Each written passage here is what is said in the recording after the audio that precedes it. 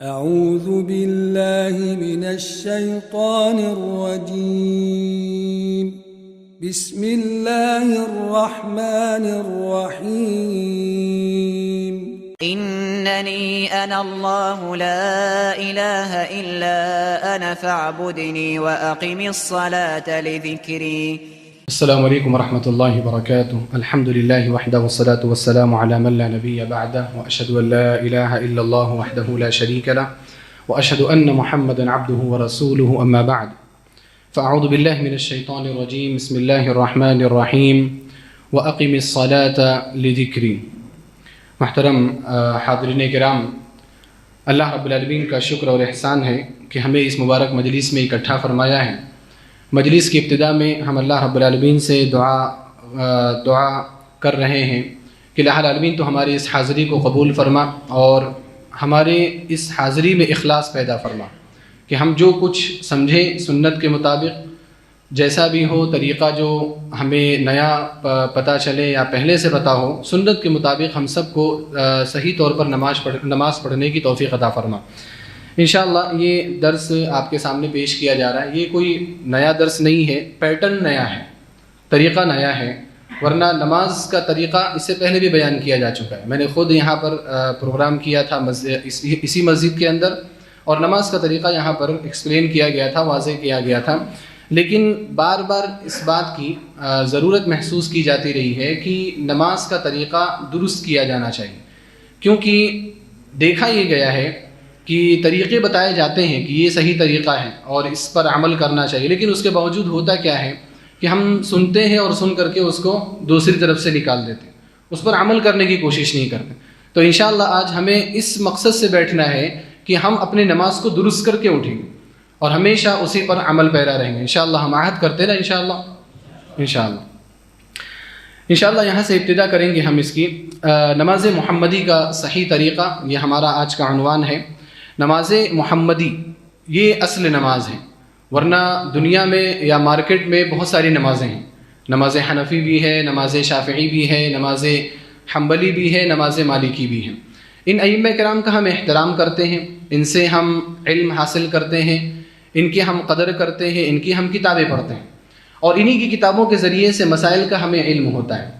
لیکن ہم سب کی جو سوئی ہے یا زندگی کی جو لکیر ہے وہ نبی صلی اللہ علیہ وسلم کے قدموں پر آ کر کے رک جانی چاہیے. اللہ رب العالمین نے فرمایا یا ایھا الذین آمنوا اطیعوا اللہ واطیعوا الرسول واولی الامر منکم، کہ اے ایمان والو اللہ کی اطاعت کرو، رسول کی اطاعت کرو اور علماء کی اطاعت کرو. تو علماء کی جو اطاعت ہے وہ رسول اور اللہ کی اطاعت کے بعد ہے، اللہ اور اس کے رسول کی اطاعت کے بعد ہے، اور اللہ اور اس کے رسول کی اطاعت میں علماء کی اطاعت ہے. تو لہذا ہم ان ائمہ کرام کا احترام کرتے ہیں اور ان سے ہم مسائل بھی سیکھتے ہیں. لیکن جہاں کتاب و سنت سے ہٹ کر کے اگر کوئی بات ہو تو ہم سب کا فریضہ یہ ہونا چاہیے کہ ہم نبی صلی اللہ علیہ وسلم کی طرف رجوع کریں. اسی آیت میں آگے اللہ رب العالمین نے بیان فرمایا کہ فَإِن تَنَازَعْتُمْ فِي شَيْءٍ فَرُدُّوهُ إِلَى اللَّهِ وَالرَّسُولِ، کہ اگر تمہارا اختلاف کسی چیز میں ہو جائے تو اس کو اللہ اور اس کے رسول کی طرف لوٹاؤ. آپ دیکھیں میں نے ذکر کیا کہ کئی طرح کی نمازیں ہیں، اختلاف ہے نماز کے طریقے میں. تو اب ہمارا فریضہ یہ بننا چاہیے کہ ہم اس کو اللہ کے رسول صلی اللہ علیہ وسلم کی طرف لوٹائیں. یعنی اگر کسی ایک مسئلے میں چاہے نماز کا طریقہ ہو چاہے کوئی اور طریقہ اختلاف ہو، امام ابو حنیفہ رحمہ اللہ کا الگ قول ہو، امام شافعی رحمہ اللہ کا الگ قول، اختلاف ہو گیا. اب اس اختلاف کے ساتھ ہم کیا کریں گے؟ فردوہ الی اللہ والرسول، اللہ اور اس کے رسول کی طرف اس کو لوٹاؤ. اگر حدیث صحیح آپ کو مل جاتی ہے تو ائمہ کے احترام کے ساتھ حدیث پر عمل کرنا ہمارے لیے واجب اور ضروری ہوتا ہے. تو اس لیے ہمیں اس مقصد سے یہاں پر بیٹھنا ہے کہ انشاءاللہ ہم اپنی نمازوں کی اصلاح کریں گے.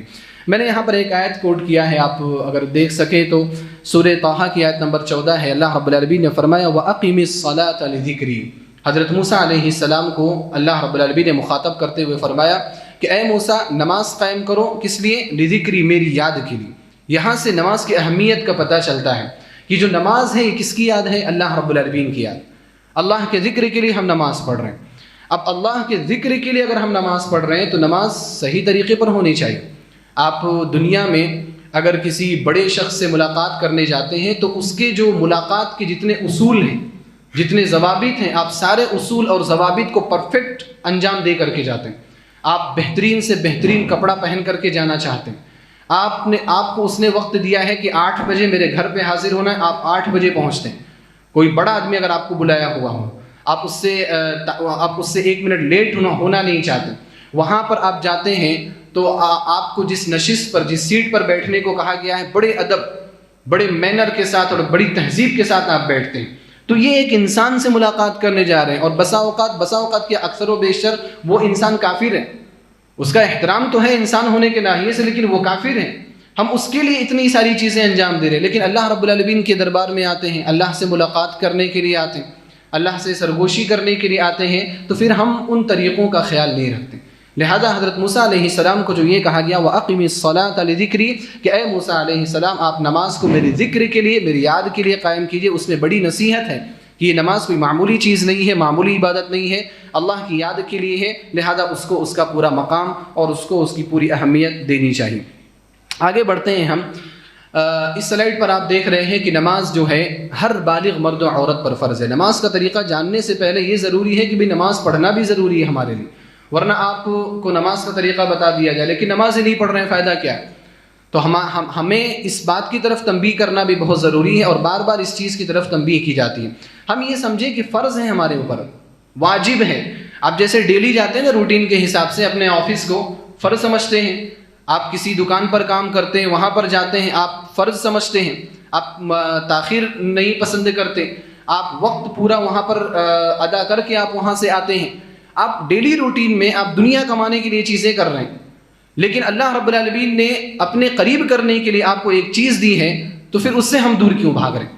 تو لہٰذا یہ پہلے اپنے ذہن میں رکھیے کہ یہ فرض ہے, کمپلسری ہے, چاہے ہم کسی بھی حالت میں ہو یہ ہمارے لیے پڑھنا ہے, اور اس میں کسی بھی حالت میں چھٹکارا نہیں ہو. سفر ہے, حضر ہے, کچھ بھی ہے, بیمار ہیں آپ, صحت مند ہیں, پھر بھی آپ کو نماز پڑھنی ہے. اللہ رب العالمین نے فرمایا سورہ بقرہ کی آیت نمبر 43 ہے آپ کی سلائیڈ میں, وَأَقِيمُوا الصَّلَاةَ وَآتُوا الزَّكَاةَ وَارْكَعُوا مَعَ الرَّاكِعِينَ, کہ اے لوگوں نماز قائم کرو, زکوٰۃ دو, اور نماز پڑھنے والوں کے ساتھ نماز پڑھو.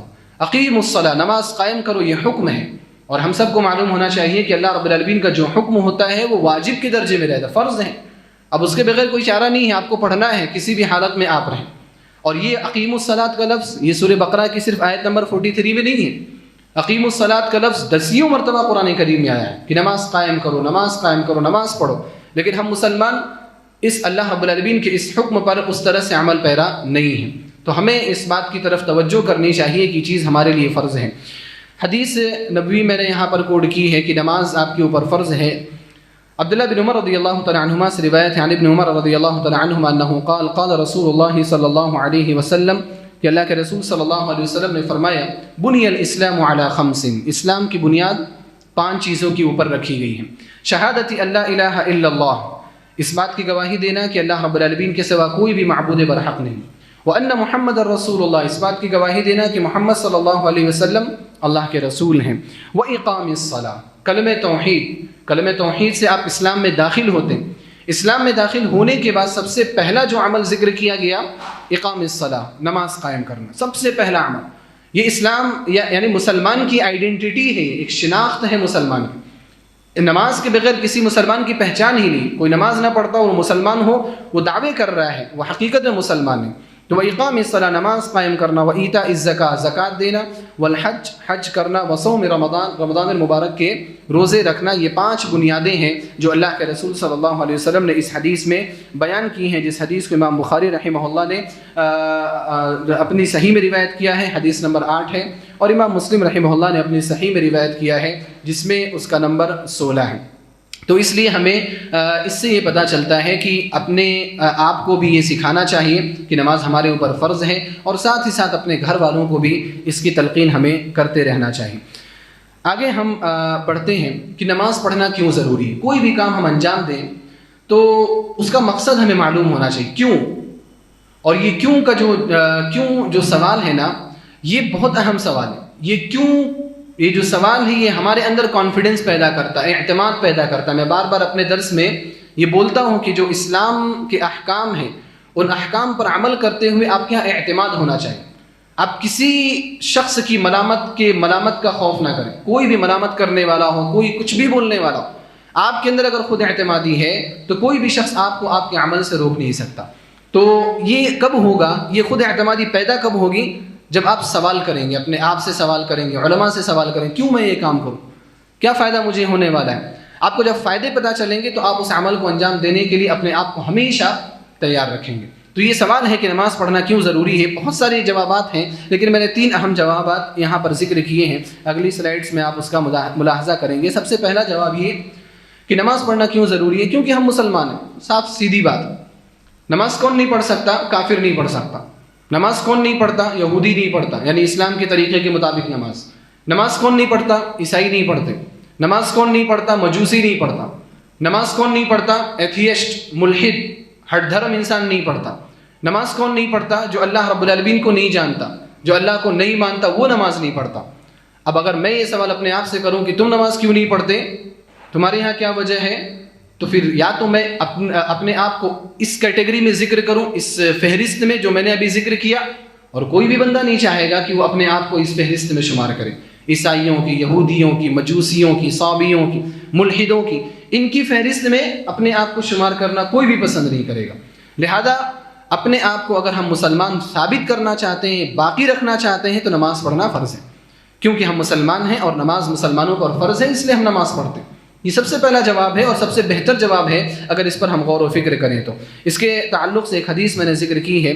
عن انس بن مالک رضی اللہ تعالی عنہ انه قال، حضرت انس بن مالک رضی اللہ تعالی عنہ سے روایت ہے، آپ فرماتے ہیں قال رسول اللہ صلی اللہ علیہ وسلم، کہ اللہ کے رسول صلی اللہ علیہ وسلم نے فرمایا من صلی صلاتنا، جو شخص ہماری نماز کی طرح سے نماز پڑھتا ہے، واستقبل قبلتنا، ہمارے قبلے کو قبلہ سمجھتا ہے، یعنی جو خانہ کعبہ ہے اس کو قبلہ سمجھتا ہے، وَأَكَلَ ذَبِيحَتَنَا، ہمارے ہاتھ کا ذبح کیا ہوا جانور کھاتا ہے، اس کو حلال سمجھتا ہے، فَذَلِكَ الْمُسْلِمُ، تو یہ مسلمان ہے. مسلمان کی ڈیفینیشن اگر آپ کو چاہیے، مسلمان کہتے کس کو ہیں، یہ حدیث آپ پڑھ سکتے ہیں، پڑھا سکتے ہیں، سن سکتے ہیں، سنا سکتے ہیں. فَذَلِكَ الْمُسْلِمُ، یہ مسلمان ہے اصل میں. الَّذِي لَهُ ذِمَّةُ اللَّهِ وَذِمَّةُ رَسُولِهِ، جس کو اللہ رب العالمین کا وعدہ حاصل رہتا ہے اور نبی صلی اللہ علیہ وسلم کا وعدہ حاصل رہتا ہے. اللہ رب العالمین کی جانب سے حفاظت ہوتی ہے اس شخص کی، اور نبی علیہ الصلوۃ والسلام نے اس کے جان کی، مال کی حفاظت کی ضمانت دی، تو یہ وہ مسلمان ہے. اللہ کے رسول صلی اللہ علیہ وسلم نے فرمایا فلا تخفر اللہ فی ذمتہ، لہذا اللہ رب العالمین نے جو عہد کیا ہے، اللہ رب العالمین نے جو ضمانت دی ہے، اس ضمانت میں اللہ رب العالمین کے آڑے مت آؤ. یعنی ایک مسلمان ہے جو نمازیں پڑھ رہا ہے، جو ہمارا ذبیحہ کھانا حلال سمجھتا ہے، جو ہمارے قبلے کو قبلہ سمجھتا ہے، تو اب ایسے مسلمان کو گالی دے کر، اس کو برا بھلا کہہ کر، اس کو مار پیٹ کر کے، اس کو قتل کر کے اللہ رب العالمین کے دیے ہوئے وعدے میں گھسپیٹ کرنے کی یا مداخلت کرنے کی کوشش مت کرو. وہ اللہ رب العالمین کا بندہ ہے، اللہ کی حفاظت اس کو شامل ہے، اور اللہ رب العالمین کی حفاظت شامل ہے. اگر آپ اس کے ساتھ چھیڑ چھاڑ کرو گے تو وہ بدلہ لے نہ لے، اللہ رب العالمین ضرور اس کا بدلہ لے گا. نبی علیہ الصلوۃ والسلام نے ایک اور حدیث میں فرمایا من عاد لی ولیا فقد آذنته بالحرب، جو میرے کسی ولی سے دشمنی کرتا ہے تو میرا اس سے اعلان جنگ ہے، میں اس سے بدلہ لوں گا. جو میرے کسی ولی سے دشمنی کرتا ہے، ولی سے مراد یہی مسلمان جو اپنے فرائض پر پابند رہتا ہے، جو حرام چیزوں سے اجتناب کرتا ہے، یہ وہ مسلمان ہے. تو یہ مسلمان ہے، ہم مسلمان ہیں اور نماز مسلمانوں پر فرض ہے، تو اس لیے ہم نماز پڑھتے ہیں. لہذا یہ ہمارا پہلا جواب ہے کہ نماز پڑھنا کیوں ضروری ہے. دوسرا جواب یہ ہے کہ نماز مومن کو گناہوں سے پاک صاف کر دیتی ہے، اور یہ بہت بڑی چیز ہے. ہم میں سے کوئی بھی شخص ایسا نہیں ہے جو یہ کھڑے ہو کر کے دعویٰ کر سکے کہ مجھ سے گناہ نہیں ہوتے. گناہ کبیرہ کا بھی کوئی دعویٰ نہیں کر سکتا کہ میں گناہ کبیرہ نہیں کرتا ہوں. گناہ صغیرہ تو ہر شخص سے ہوتے ہی ہیں، گناہ کبیرہ بھی آج کے دور میں ہر شخص سے ہو رہی ہیں. اللہ رب العالمین ہم سب کو گناہوں سے محفوظ رکھے. ہم گناہوں کے پتلے ہیں، ہمارے اوپر گناہوں کا بار بہت زیادہ ہے، اور یہ اگر گناہوں کا بار ہو اور کل قیامت کے دن اگر ترازو میں گناہوں کا پلڑا بھاری ہو جائے تو پھر ہماری جو کامیابی ہے وہ کامیابی رک جائے گی، ہم وہاں کامیاب نہیں ہو سکتے. لہذا ہم جو نماز پڑھتے ہیں نا، نماز پڑھنے کے لیے آتے ہیں، تو یہ جو نمازیں ہیں ہمارے گناہوں کو مٹاتی ہیں، ہمارے گناہوں کو معاف کرتی ہیں. آپ نے ظہر کی نماز پڑھی، انسان ہے، آپ سے غلطیاں ہوں گی، گناہ ہوں گے. آپ عصر کی نماز آ کر کے پڑھ لیجئے، اس میں آپ وضو کریں گے، اللہ رب العالمین کی بارگاہ میں آپ عبادت کریں گے، اللہ سے لو لگائیں گے، جو چھوٹے موٹے جو گناہ ہوئے ہیں ظہر سے عصر کے درمیان اللہ رب العالمین اس کو معاف کر دیتا ہے۔ عصر کی نماز آپ نے پڑھ لی، مغرب میں پھر آئے آپ، عصر کے بعد آپ اپنے کاموں میں مشغول ہو گئے، پھر غلطیاں ہوئیں اور ہوتی ہیں، ہمیشہ ہوتی ہیں۔ مغرب میں آئے، وضو کیے، نماز پڑھے، پھر آپ کے گناہ اللہ رب العالمین معاف کر دیتا ہے۔ تو ہمیں گناہوں سے پاکی اور صفائی چاہیے، اور ہمیشہ چاہیے، کیونکہ گناہ ہمیشہ ہو رہے ہیں، تو اس کے لیے نماز پڑھنا ضروری ہے۔ آپ یہاں پر حدیث دیکھیں، عن ابی ہریرہ رضی اللہ تعالی عنہ انہ سمع رسول اللہ صلی اللہ علیہ وسلم یقول، حضرت ابو ہریرہ رضی اللہ تعالی عنہ سے روایت ہے کہ انہوں نے اللہ کے رسول صلی اللہ علیہ وسلم کو فرماتے ہوئے سنا، ارأیتم لو ان نہرا بباب احدکم یغتسل فیہ کل یوم خمسا ما تقول فی ذلک یبقی من درنہ شیئا۔ اللہ کے رسول صلی اللہ علیہ وسلم صحابہ کرام سے پوچھا، تمہارا کیا خیال ہے، ایک بات بتاؤ، تمہارا کیا خیال ہے، تمہاری کیا رائے ہے کہ اگر کسی شخص کے دروازے میں کوئی نہر ہو، کوئی دریا ہو، کوئی ریور ہو، پانی کا کوئی چاہے تالاب ہی ہو، بہہ رہی ہو، یغتسل فیہ کل یوم، اس میں وہ ہر دن 5 مرتبہ غسل کرتا ہے، کیا اس کے جسم میں میل کچیل کا کچھ بھی ایک ذرہ بھی باقی رہ جائے گا؟ قالوا لا يبقي من درنه شيئا، صحابہ کرام نے کہا کہ اللہ کے رسول صلی اللہ علیہ وسلم اس کے جسم پر میل کچیل کا ایک ذرہ بھی باقی نہیں رہے گا، بالکل صاف ستھرا رہے گا۔ ہم 1 مرتبہ نہاتے ہیں ڈیلی، ہمارا جسم پاک صاف رہتا ہے، اگر 5 مرتبہ نہائیں گے تو کتنی صفائی ہوگی، اس کا ہم تصور بھی نہیں کر سکتے۔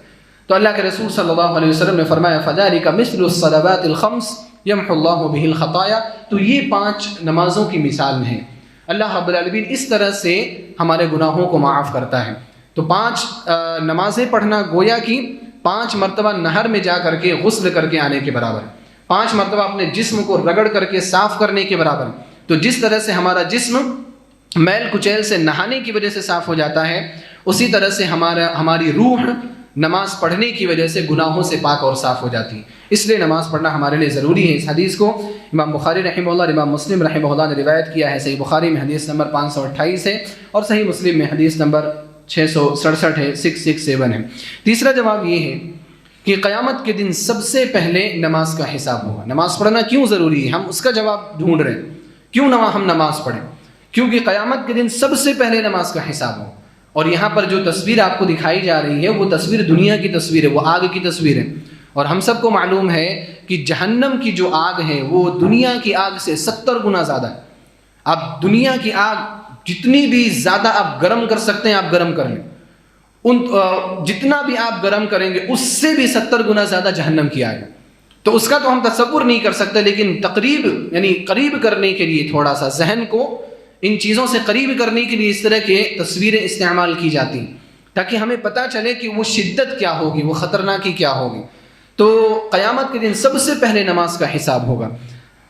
روایت ہے، حدیث ہے سنن ترمذی کی حدیث نمبر 413 ہے، عن ابی ہریرہ رضی اللہ تعالی عنہ انہ قال، حضرت ابو ہریرہ رضی اللہ تعالی عنہ روایت کرتے ہیں، فرماتے ہیں سمعت رسول اللہ صلی اللہ علیہ وسلم یقول، کہ میں نے اللہ کے رسول صلی اللہ علیہ وسلم کو فرماتے ہوئے سنا، ان اول ما يحاسب به العبد يوم القيامة من عمله صلاته، اللہ رب العالمین کل قیامت کے دن بندے کے اعمال میں سے سب سے پہلے جس عمل کا حساب لے گا وہ اس کی نماز ہے، کیونکہ نماز ہی ہمارے نیک اعمال میں سب سے زیادہ انجام دیا جانے والا عمل ہے۔ ہم بہت سارے نیک اعمال کرتے ہیں، روزے بھی رکھتے ہیں لیکن رمضان میں رکھتے ہیں، ہم حج بھی کرتے ہیں، سال میں 1 بار کر لیے یا زندگی میں 1 بار کر لیے، ہم زکوٰۃ بھی دیتے ہیں لیکن وہ بھی سال میں 1 بار ادا کی جاتی ہے، لیکن نماز دن میں ڈیلی 5 مرتبہ آپ کو اس کو انجام دے رہا ہے۔ تو جس طرح سے اس عمل کی کثرت ہے اسی طرح سے اس عمل کو اہمیت بھی حاصل ہے کہ اللہ رب العالمین کل قیامت کے دن سب سے پہلے اعمال میں سب سے پہلے نماز کے بارے میں محاسبہ کرے گا۔ اور اس کے بعد آپ علیہ الصلوۃ والسلام نے کیا فرمایا، یہ اصل ہمیں سیکھنے کی چیز ہے، سمجھنے کی۔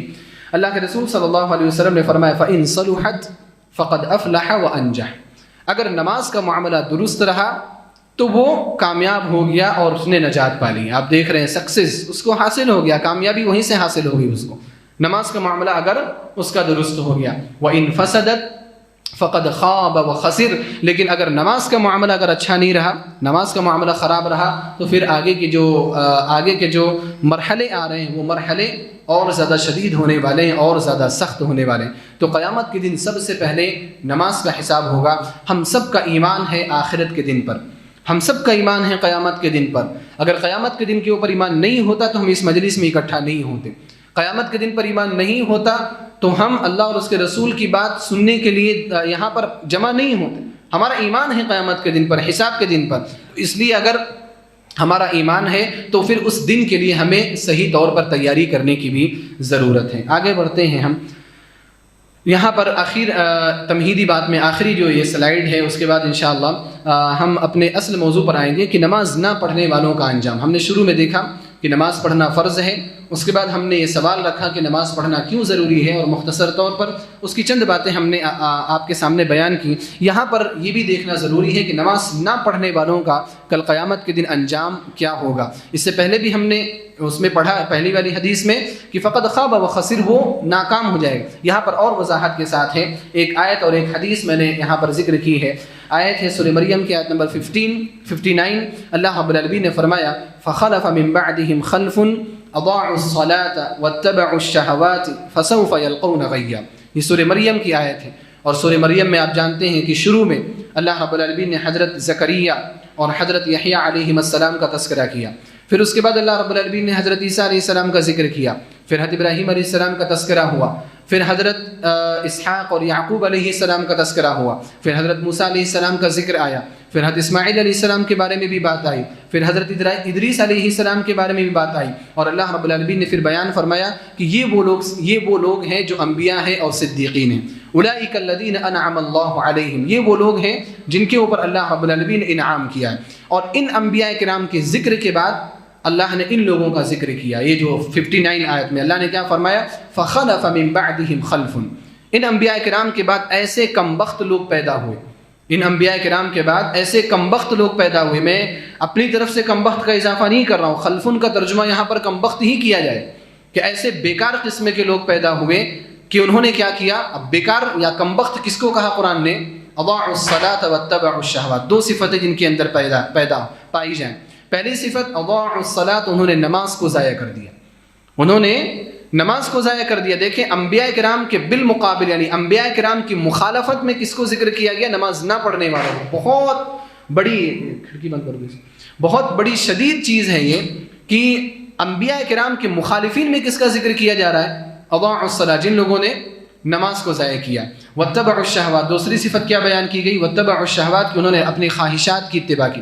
ہمیشہ اپنی نفس پرستی میں رہے، جو من آیا وہ کیا، چاہے حلال ہو چاہے حرام ہو، کتاب کیا کہہ رہی ہے، سنت میں کیا ہے، اس سے اس کو کوئی فرق پڑنے والا نہیں. اپنی خواہشات کی اتباع وہ کرتے چلا جا رہا. ایسا شخص جو ہے وہ انبیاء کرام کے مخالف ہیں، اور اللہ رب العالمین نے ان کو خلفن کہا ہے. خلفن کا مطلب بعد میں آنے والے سب سے بدترین لوگ، برے قسم کے لوگ. فسوف یلقون غیا، اور ان کا انجام کیا ہوگا؟ اللہ نے فرمایا کہ یہ لوگ غی میں داخل ہوں. یہ لوگ غی میں داخل ہوں گے، اور غی جہنم کے ناموں میں سے ایک نام ہے. یہ لوگ جہنم میں داخل ہوں گے. یعنی جو لوگ نماز نہیں پڑھتے، جو خواہشات کی اتباع کرتے ہیں، ان کا ٹھکانہ کیا ہے؟ جہنم ہے. یہ نماز نہ پڑھنے والوں کا انجام ہے. تو یہاں بڑی شدید تاکید آئی ہے کہ ہم اگر نماز نہیں پڑھتے تو ہم ان انبیاء کرام کے مخالف ہیں. ان انبیاء کرام سے ہم محبت کے دعوے بڑے کرتے ہیں. ان انبیاء کرام کا جب ذکر آتا ہے عش عش کر جاتے ہیں. یحییٰ، زکریا، عیسیٰ بہت اچھے سے سنتے ہیں. ہم انبیاء کرام کے اوپر سیریز گزری. وہ انبیاء کرام کی سیریز شروع کیوں کی گئی تھی؟ آپ لوگوں کی دلچسپی کی وجہ سے، کہ ہمیں انبیاء کرام کے بارے میں جاننا ہے. لیکن جاننا ہے صرف جاننے کی حد تک یا عمل کی حد تک، یہ سوال کرنا چاہیے. تو انبیاء کرام کے مخالف بننا ہے یا انبیاء کرام کے موافق بننا ہے؟ موافق بننا ہے تو نمازوں کی حفاظت کرنا ہے. مخالف بننا ہے تو نمازوں کو ضائع کریں گے تو یہ مخالفت ہے. اسی طرح سے سنن دارمی کی ایک روایت ہے، حدیث نمبر 2763 ہے، اور یہ صحیح حدیث ہے. عن عبداللہ بن عمرو رضی اللہ تعالی عنہما، عبداللہ بن عمرو بن عاص رضی اللہ تعالی عنہما سے روایت ہے، عن النبی صلی اللہ علیہ وسلم انہ ذکر الصلاۃ یوما، کہ نبی علیہ السلام نے ایک دن نماز کا تذکرہ کیا. فقال، آپ نے فرمایا، من حافظ علیہا، کہ جو شخص نماز کی حفاظت کرے گا، کانت له نورا وبرہانا ونجاتا من النار یوم القیامہ، تو یہ نماز کل قیامت کے دن اس کے لیے نور ثابت ہوگی، روشنی ثابت ہوگی. آپ کو پتہ ہے کہ جب پل صراط کے اوپر سے جب گزرنا ہوگا تو پل صراط سے پہلے ایک سخت قسم کی تاریکی ہوگی، اور اس تاریکی کو جو پار کرے گا وہ پل صراط میں پہنچے گا. اور اس تاریکی کو پار کرنے والا کون ہے؟ مسلمان ہوگا، مومن ہوگا. تو پل صراط میں گزرنے والے جتنے بھی ہوں گے وہ اہل ایمان ہی ہوں گے، مسلمان ہوں گے. لیکن پل صراط پر پہنچنے سے پہلے، اس سے پہلے بھی ایک بڑا مرحلہ ہے. لوگ پل صراط کی بات کرتے ہیں، کرنا چاہیے، وہی بڑا شدید ہے. لیکن میں جو آپ کے سامنے رکھ رہا ہوں کہ اس سے پہلے کا جو مرحلہ نا وہ اور زیادہ شدید ہے. تفصیل کی یہاں پر تفصیل کا موقع نہیں ہے، ورنہ میں تفصیل بیان کرتا. سورہ حدید میں اللہ رب العالمین نے اس کا ذکر کیا کہ اتنی تاریکی ہوگی، اتنا اندھیرا ہوگا کہ انسان ایک قدم بھی آگے نہیں بڑھا پائے گا. ڈرے گا وہ کہ کیسے میں ایک قدم آگے بڑھاؤں. آپ تاریکی میں رہتے ہیں نا، جیسے آپ دیکھو یہ بھی ہوتا ہے کہ آپ جس سڑک پر ڈیلی چل رہے ہو نا، اس سڑک پر بھی اگر تاریکی آ جائے تو انسان اپنے پیر کو بچاتے ہوئے چلتا ہے، کہیں گڈھے میں نہ گر جاؤں، کہیں پتھر میں ٹھوکر نہ لگ جائے. وہاں کا تو راستہ بھی نہیں معلوم ہے آپ کبھی وہاں گئے بھی نہیں، اور شدید تاریکی. اب وہاں پر کیسے پار ہوں گے آپ؟ نور چاہیے وہاں پر پار ہونے کے لیے. کیا چاہیے؟ نور چاہیے، روشنی چاہیے. اور جتنا آپ کا ایمان ہوگا نا، اس حساب سے آپ کو وہاں پر روشنی دی جائے گی. اللہ کے رسول صلی اللہ علیہ وسلم نے بیان فرمایا کسی کا نور تو بہت زیادہ ہوگا، اللہ ہمیں ان لوگوں میں سے بنائے، ساری چیزیں اس کے لیے واضح ہوں گی. اور آپ علیہ الصلوۃ والسلام نے یہ بھی بیان فرمایا کہ ایک مومن ایسا ہوگا کہ جس کا نور اس کے پیر کے گھٹنے میں ہوگا، پیر کے گھٹنے میں نہیں، پیر کے انگوٹھے میں ہوگا. اور انگوٹھے میں جو نور ہوگا وہ نور بھی ایک بار جلے گا اور ایک بار بجھے گا. انڈیکیٹر جلاتے ہیں نا آپ بائک کا، انڈیکیٹر وہ جلتا ہے بجھتا ہے، جلتا ہے بجھتا ہے. اللہ کے رسول صلی اللہ علیہ وسلم نے بیان فرمایا کہ جب جلے گا وہ تو ایک قدم آگے بڑھائے گا، جب بجھ جائے گا انتظار کرے گا، پھر جلے گا پھر آگے بڑھائے گا. یعنی کیسے کیسے کر کے وہ وہاں تک پہنچے گا، پل صراط تک پہنچے گا. تو یہاں کے نور کا انتظام کہاں کرنا ہے؟ اس دنیا کے اندر رہ کر کے کرنا ہے. تو اللہ کے رسول صلی اللہ علیہ وسلم یہ فرمایا کہ جو نماز کی حفاظت کرے گا اس کو نور ملے. ٹارچ چاہیے اگر تو نماز کی پابندی ہمیں کرنی ہے. وبرہانا، دلیل یہ نماز اس کے لیے دلیل ہو. کس چیز کی دلیل؟ اس کے مومن ہونے کی دلیل ہوگی، اس کے جنتی ہونے کی دلیل ہوگی. نماز خود سفارش کرے گی کہ یہ جنتی ہے، اللہ رب العالمین تو اس کو جنت میں داخل فرما دے. وَنَجَاةً مِّنَ النَّارِ يَوْمَ الْقِيَامَةِ، اور کل قیامت کے دن جہنم سے نجات کا سبب بنے گی. وَمَن لَّمْ يُحَافِظْ عَلَيْهَا، لیکن جو شخص نماز کی حفاظت نہیں کرے گا، لَمْ تَكُن لَّهُ نُورًا، اس کے پاس کوئی نور اور کوئی روشنی نہیں ہوگی. وَلَا بُرْهَانًا، اور اس کے پاس کوئی دلیل بھی نہیں ہوگی اپنے آپ کو مسلمان اور مومن ثابت کرنے کے لیے. جو دنیا میں اپنے آپ کو مومن اور مسلمان ثابت نہیں کر پایا، کل قیامت کے دن وہ کیسے ثابت کرے گا؟ دنیا میں ثابت کر سکتا تھا، نہیں کر پایا. قیامت میں تو ذرائع بھی موجود نہیں ہوں گے. اب وہاں پر نماز، وہاں مسجدیں بھی نہیں ہوں گی. مسجد یہاں پر ہیں، اس کی قدر ہمیں یہاں پر اور آج کرنی ہے. اور پھر اس سے شدید کیا چیز ہے؟ وَكَانَ يَوْمَ الْقِيَامَةِ مَعَ قَارُونَ وَفِرْعَوْنَ وَهَامَانَ وَأُبَيِّ بْنِ خَلَفٍ، اور کل قیامت کے دن اس کا شمار یا اس کا حشر، اس کو اٹھایا کس کے ساتھ جائے گا؟ قارون کے ساتھ، فرعون کے ساتھ، حامان کے ساتھ، ابی بن خلف کے ساتھ، جو کہ اللہ کے رسول صلی اللہ علیہ وسلم کا شدید دشمن تھا. ابی بن خلف یہ تمام انبیاء کرام کے دشمن ہیں. قارون ہے، فرعون ہے، حامان ہے، ابی بن خلف، یہ انبیاء کے دشمن ہیں. تو ہم نماز نہ پڑھنے کی وجہ سے کہاں جا رہے ہیں؟ انبیاء کرام کے دشمنوں کی فہرست میں اپنا نام لکھا رہے ہیں. تو اس لیے بہت احتیاط کی ضرورت ہے، اور ہمیں ہمیشہ محتاط رہنا چاہیے اور ہمیشہ اپنے نمازوں کی پابندی کرتے رہنا چاہیے. اس کے بعد ہم آتے ہیں، یہ سلائیڈ ہے کہ اللہ کے یہاں نماز محمدی ہی قابل قبول ہے.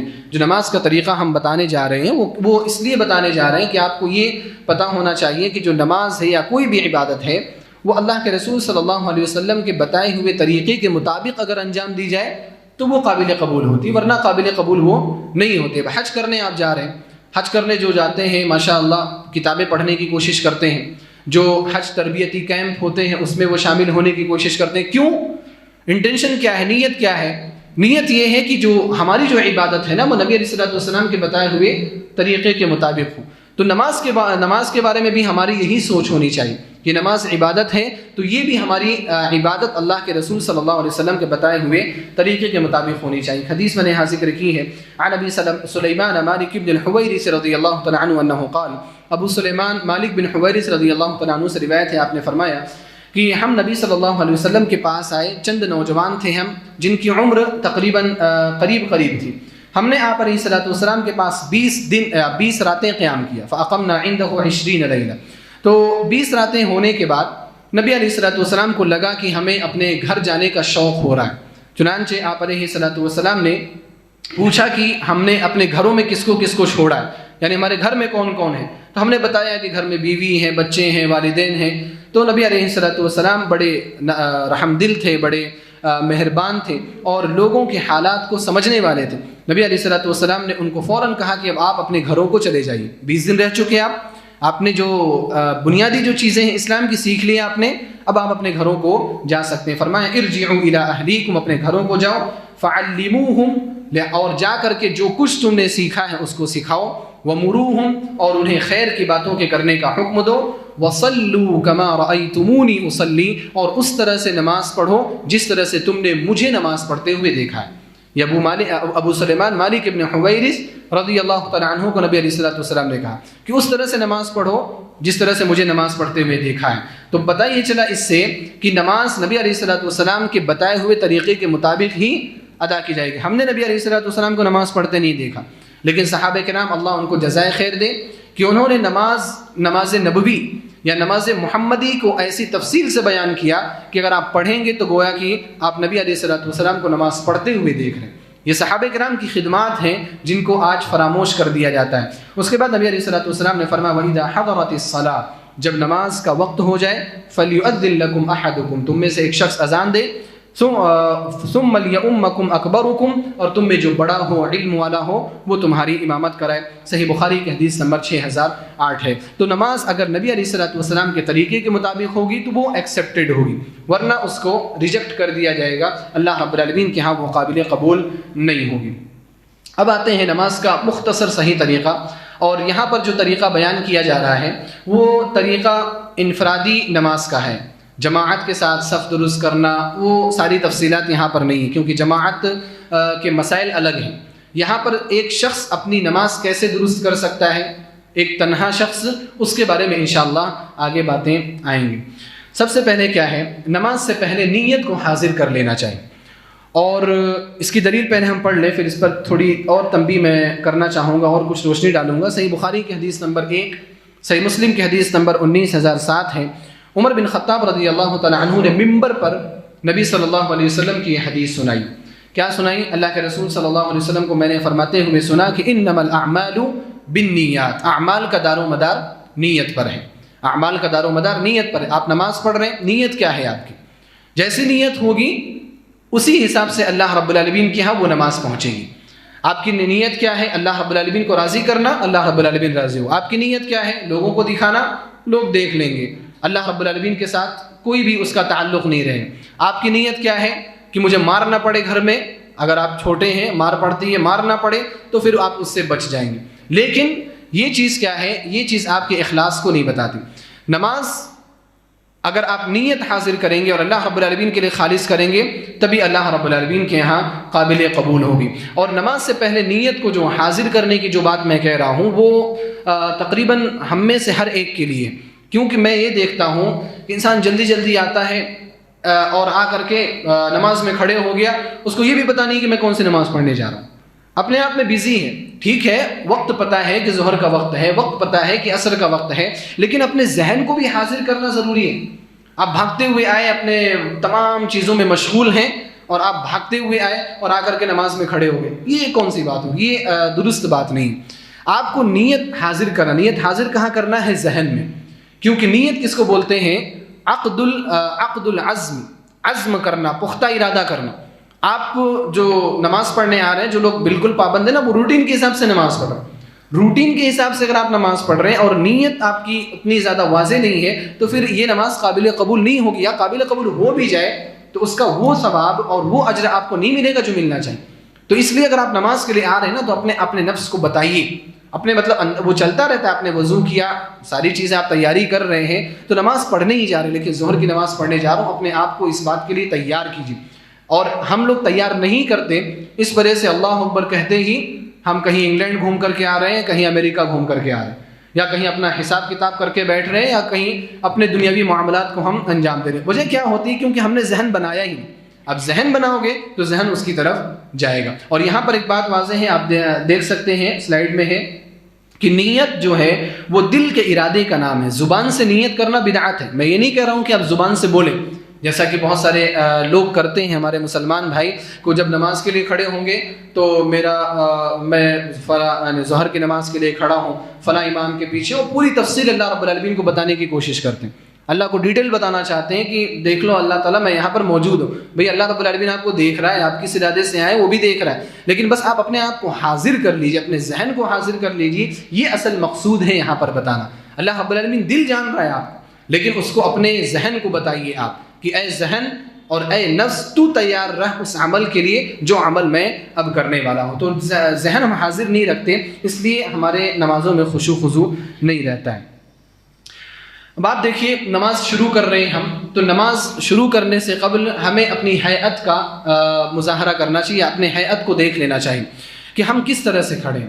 سلائیڈ میں ہیں, آپ ہیڈنگ دیکھ رہے ہوں گے کہ نماز میں اعتدال کے ساتھ کھڑے ہونا چاہیے. اعتدال کے ساتھ کھڑے ہونے کا مطلب کیا ہے, میں نے نیچے والی لائن میں اس کی وضاحت کی. وہ اس طرح کی ہر شخص اپنی جسامت کے لحاظ سے اپنے پیروں کو پھیلائے, نہ زیادہ دراز کرے اور نہ ہی زیادہ تنگ کرے. یعنی جو آپ کا جسم ہے نا, اس جسم کے حساب سے آپ اپنے پیروں کے درمیان فاصلہ رکھیں. بہت سارے لوگ بالکل پیر کو ملا دیتے ہیں, وہ بھی غلط ہے, اور بہت سارے لوگ بالکل پیر کو پھیلا کر کے وہ نماز کے لیے کھڑے ہوتے ہیں, وہ بھی غلط ہے. یہاں پر تصویر میں آپ دیکھ رہے ہوں گے وضاحت کی گئی. یہ دیکھیے, یہ جو طریقہ ہے بالکل پیروں کو پھیلا دیا گیا, یہ طریقہ درست نہیں. اسی طرح سے ہم نیچے دیکھ رہے ہیں کہ یہ جو طریقہ ہے بالکل پیروں کو سمیٹ کر کے انسان کھڑا ہے, وہ بھی درست نہیں. اور خاص طور پر اس کا خیال ہمیں جماعت کی نماز کے ساتھ رکھنا چاہیے, کیونکہ جماعت سے نماز پڑھنے میں صحیح بخاری کی روایت ہے کہ صحابہ کرام اپنے ٹخنوں کو اپنے ساتھی کے ٹخنے سے اور اپنے کندھوں کو اپنے ساتھی کے کندھے سے ملانے کی کوشش کرتے تھے, یعنی مل کر کے کھڑے ہوتے تھے. فرشتوں کی جو صف ہے بالکل مل کر کے جو کھڑے ہونے کی, اللہ کے رسول صلی اللہ علیہ وسلم نے ایک مرتبہ بیان فرمایا, سنن ترمذی کی روایت ہے, الا تصفون کما تصف الملائکۃ عند ربهم, تم لوگ اس طرح سے صف کیوں نہیں بناتے جس طرح سے فرشتے اپنے رب کے سامنے صف بناتے ہیں.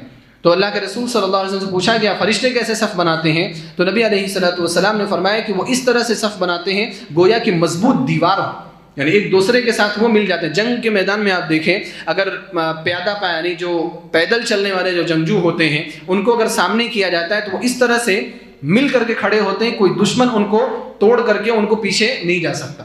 وہ ان کا یہی کام رہتا ہے کہ دشمن کو روکنا, تیر ہے تلوار ہے اس کی وار کو اپنے سینے پہ سہنا اور اپنے پیچھے والی جو فوج ہے اس کی حفاظت کرنا. تو یہ کب ہوگا, جب آپ مل کر کے کھڑے ہوں گے. اگر آپ دور دور کھڑے ہوں گے تو ہر کوئی دشمن ہر شخص کے بازو سے نکل کر کے چلا جائے گا.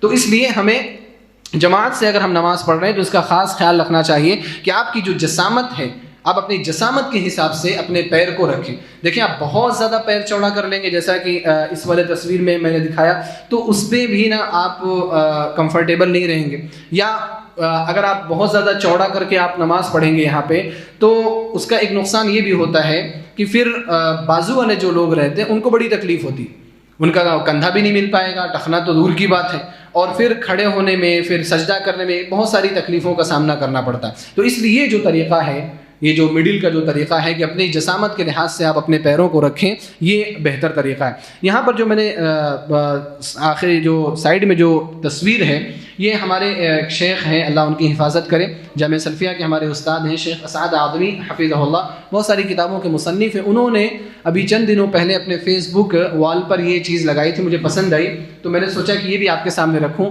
اور تھوڑا لطیفے کے ساتھ ہے لیکن اچھی بات ہے کہ صف میں نہ اے کی طرح کھڑے ہوں نہ وی کی طرح کھڑے ہوں, بلکہ صف میں ایچ کی طرح کھڑے ہونا چاہیے. اے کی طرح آپ کھڑے ہوں گے تو ٹانگوں کو چیر کر کے کھڑے ہوں گے, اے ویسا ہی رہتا ہے, نیچے سے اس کی ٹانگیں چری ہوئی رہتی. وی کی طرح کھڑے ہوں گے تو نیچے سے آپ کے جو پیر ہیں وہ ملے ہوئے ہوں گے اور آپ کا جسم باہر کی اور بہت زیادہ نکلا ہوا ہوگا. تو بہتر طریقہ کیا ہے, ایچ کی طرح سے کھڑے ہوں, کہ آپ اپنی جسامت کے لحاظ سے جو آپ کا جسم ہے اس لحاظ سے آپ اپنے پیروں کو رکھیں. اس سے لوگوں کو بھی سمجھنے میں مدد ملتی, اسی طرح لوگوں کو بھی تعاون کرنے میں مدد ملتی. اسی طرح ہم آگے کی جو تحریر ہے اس کو دیکھیں کہ دونوں پیروں پر برابر کا وزن دے کر کھڑے ہونا چاہیے. کسی ایک طرف جھک کر کھڑے ہونا بھی درست نہیں ہے. بعض مصلیوں کو دیکھا جاتا ہے کہ اپنا جو پورا وزن ہے وہ ایک طرف کر دیتے ہیں, چاہے رائٹ ہو چاہے لیفٹ ہو. یہ طریقہ بھی نماز میں کھڑے ہونے کا درست طریقہ نہیں ہے. اور اس کو آپ لوگوں کے سامنے کھڑے ہونے سے بھی قیاس کر سکتے ہیں کہ آپ لوگوں کے سامنے کھڑے ہوتے ہیں, ایسے جھک کر کے کھڑے ہوں گے تو لوگ کیا سمجھیں گے, آپ کو کیا بولیں گے, کہ آپ کو ادب نہیں ہے, آپ کو تہذیب نہیں, یہی بولیں گے آپ. تو پھر اللہ رب العالمین کے سامنے اس طرح سے کیسے کھڑے ہو سکتے. تو اس لیے بالکل اپنے درمیان پر وزن ڈالتے ہوئے اعتدال کے ساتھ ہمیں کھڑا ہونا چاہیے۔ اس کے بعد ہم آگے بڑھتے ہیں کہ نماز کی ابتدا کیسے ہوگی۔ نماز کی ابتدا اللہ اکبر سے کرنی چاہیے، اور اللہ اکبر یہ رکن ہے، ابھی آگے کی سلائیڈ میں آ رہا ہے۔ اس سے پہلے حدیث ہم ملاحظہ کریں، حدیث بڑی اہم ہے۔ یہ سنن ابو داؤد میں ہے حدیث نمبر 61، سنن ترمذی میں ہے حدیث نمبر 3، سنن ابن ماجہ میں ہے حدیث نمبر 275۔ عن علی رضی اللہ تعالی عنہ انہ قال، حضرت علی رضی اللہ تعالی عنہ سے روایت ہے، آپ نے فرمایا قال رسول اللہ صلی اللہ علیہ وسلم کہ اللہ کے رسول صلی اللہ علیہ وسلم نے فرمایا مفتاح الصلاۃ الطہور، نماز کی جو کنجی ہے وہ وضو ہے، وضو کے بغیر نماز نہیں ہوتی۔ وتحریمها التکبیر، نماز میں اپنے آپ کو دیگر کاموں سے حرام کرنے کے لیے اللہ اکبر کہنا ضروری ہے۔ ہم جب نماز پڑھنے لگتے ہیں تو جو عام طور پر ہم کام کرتے ہیں وہ نہیں کرتے، بات کرنا بند کر دیتے ہیں، بات کرنا اپنے اوپر حرام کر لیتے ہیں، حرکت کرنا اپنے اوپر حرام کر لیتے ہیں، التفات کرنا یعنی ادھر ادھر نگاہیں مارنا اپنے اوپر ہم حرام کر لیتے ہیں۔ تو ان چیزوں کو حرام ہم کس لفظ سے کرتے ہیں؟ نبی علیہ الصلوۃ والسلام نے فرمایا التکبیر اللہ اکبر، آپ نے اللہ اکبر کہہ دیا تو یہ ساری چیزیں آپ کے اوپر حرام ہو گئی، آپ کھا بھی نہیں سکتے، کھانا آپ کے لیے حلال، بریانی آپ کھا سکتے ہیں، لیکن اللہ اکبر کہہ کر کے نماز کے لیے کھڑے ہو گئے تو بریانی بھی اس وقت کیا ہو جائے گی؟ حرام ہو جائے گی، وہ چیز آپ کے لیے جائز اور درست نہیں ہوگی۔ وتحلیلها التسلیم، اب ایک چیز کو آپ نے حرام کیا وقتی طور کے لیے، اب اس کو حلال کرنا ہے تو اس کا بھی طریقہ ہے السلام علیکم ورحمۃ اللہ کہہ کر کے، اس کی بھی تفصیل انشاءاللہ آگے آئے گی کہ الفاظ کیا ہیں، یعنی سلام پھیر کر کے آپ اپنے آپ کو حلال کر لیتے ہیں۔ تو اللہ اکبر کہنا یہ کیا ہے؟ رکن ہے۔ پتہ کیا چلا کہ اللہ اکبر سے ہی آپ اپنے آپ کو دیگر تمام چیزوں سے حرام کرتے ہیں۔ اس لیے یہاں پر آپ دیکھیں کہ تکبیر تحریمہ رکن ہے، میں نے نیچے تحریر میں کیا لکھا، تکبیر تحریمہ رکن ہے، اس کے بغیر آپ کی نمازی قابل قبول نہیں ہوگی، کیونکہ جس نے اللہ اکبر ہی نہیں کہا اور ابتدا والا اللہ اکبر نہیں کہا، اس نے اپنے آپ کو دیگر چیزوں سے حرام ہی نہیں کیا، تو پھر اس کے بعد والے جو عمل ہے اس کا وہ حلال عمل ہو رہا ہے، وہ حرام نہیں ہے وہ چیز۔ تو اس لیے اپنے آپ کو اللہ اکبر کہہ کر کے دیگر تمام امور سے دور کرنے کی کوشش کرنا چاہیے۔ یہ بات میں کیوں کہہ رہا ہوں، اس کی اہمیت آپ کو سمجھ میں آئے گی کہ بعض لوگ جب پیچھے آتے ہیں، جیسے نماز چل رہی ہے اور پیچھے سے آئے، تو پیچھے سے آنے کے بعد مثال کے طور پر امام رکوع میں ہے تو اللہ اکبر کہہ کر کے ڈائریکٹ رکوع میں چلے گئے، ایک ہی مرتبہ اللہ اکبر کہا انہوں نے، تو یہ جو آپ نے اللہ اکبر کہا ہے نا، اللہ اکبر کہہ کر کے آپ رکوع میں گئے ہیں، یہ تکبیر انتقال ہے، تکبیر تحریمہ نہیں ہے، تکبیر انتقال ہے۔ انتقال کا مطلب وہ موت والا نہیں، تکبیر انتقال کا مطلب ایک حالت سے دوسری حالت کی طرف منتقل ہونا۔ ہم جو اللہ اکبر کہہ کر کے سجدے میں جاتے ہیں نا، یہ تکبیر انتقال ہے، ہم ایک حالت میں تھے، اب دوسری حالت کے لیے ہمیں تکبیر کہنا ہے، ہر نماز کے ہر حصے میں آپ کو تکبیر کہنا ہے، سوائے رکوع کے سمع اللہ لمن حمدہ اس میں کہنا ہے، باقی سب میں اللہ اکبر کہہ کر کے ہم منتقل ہوتے ہیں، تو وہ تکبیر انتقال ہے۔ اب یہاں پر ہماری تکبیر تحریمہ چھوٹ جاتی، آپ آئے اللہ اکبر کہہ کر کے آپ رکوع میں چلے گئے، آپ کی تکبیر تحریمہ کہاں گئی؟ تکبیر تحریمہ آپ کی چھوٹ گئی جو کہ رکن ہے۔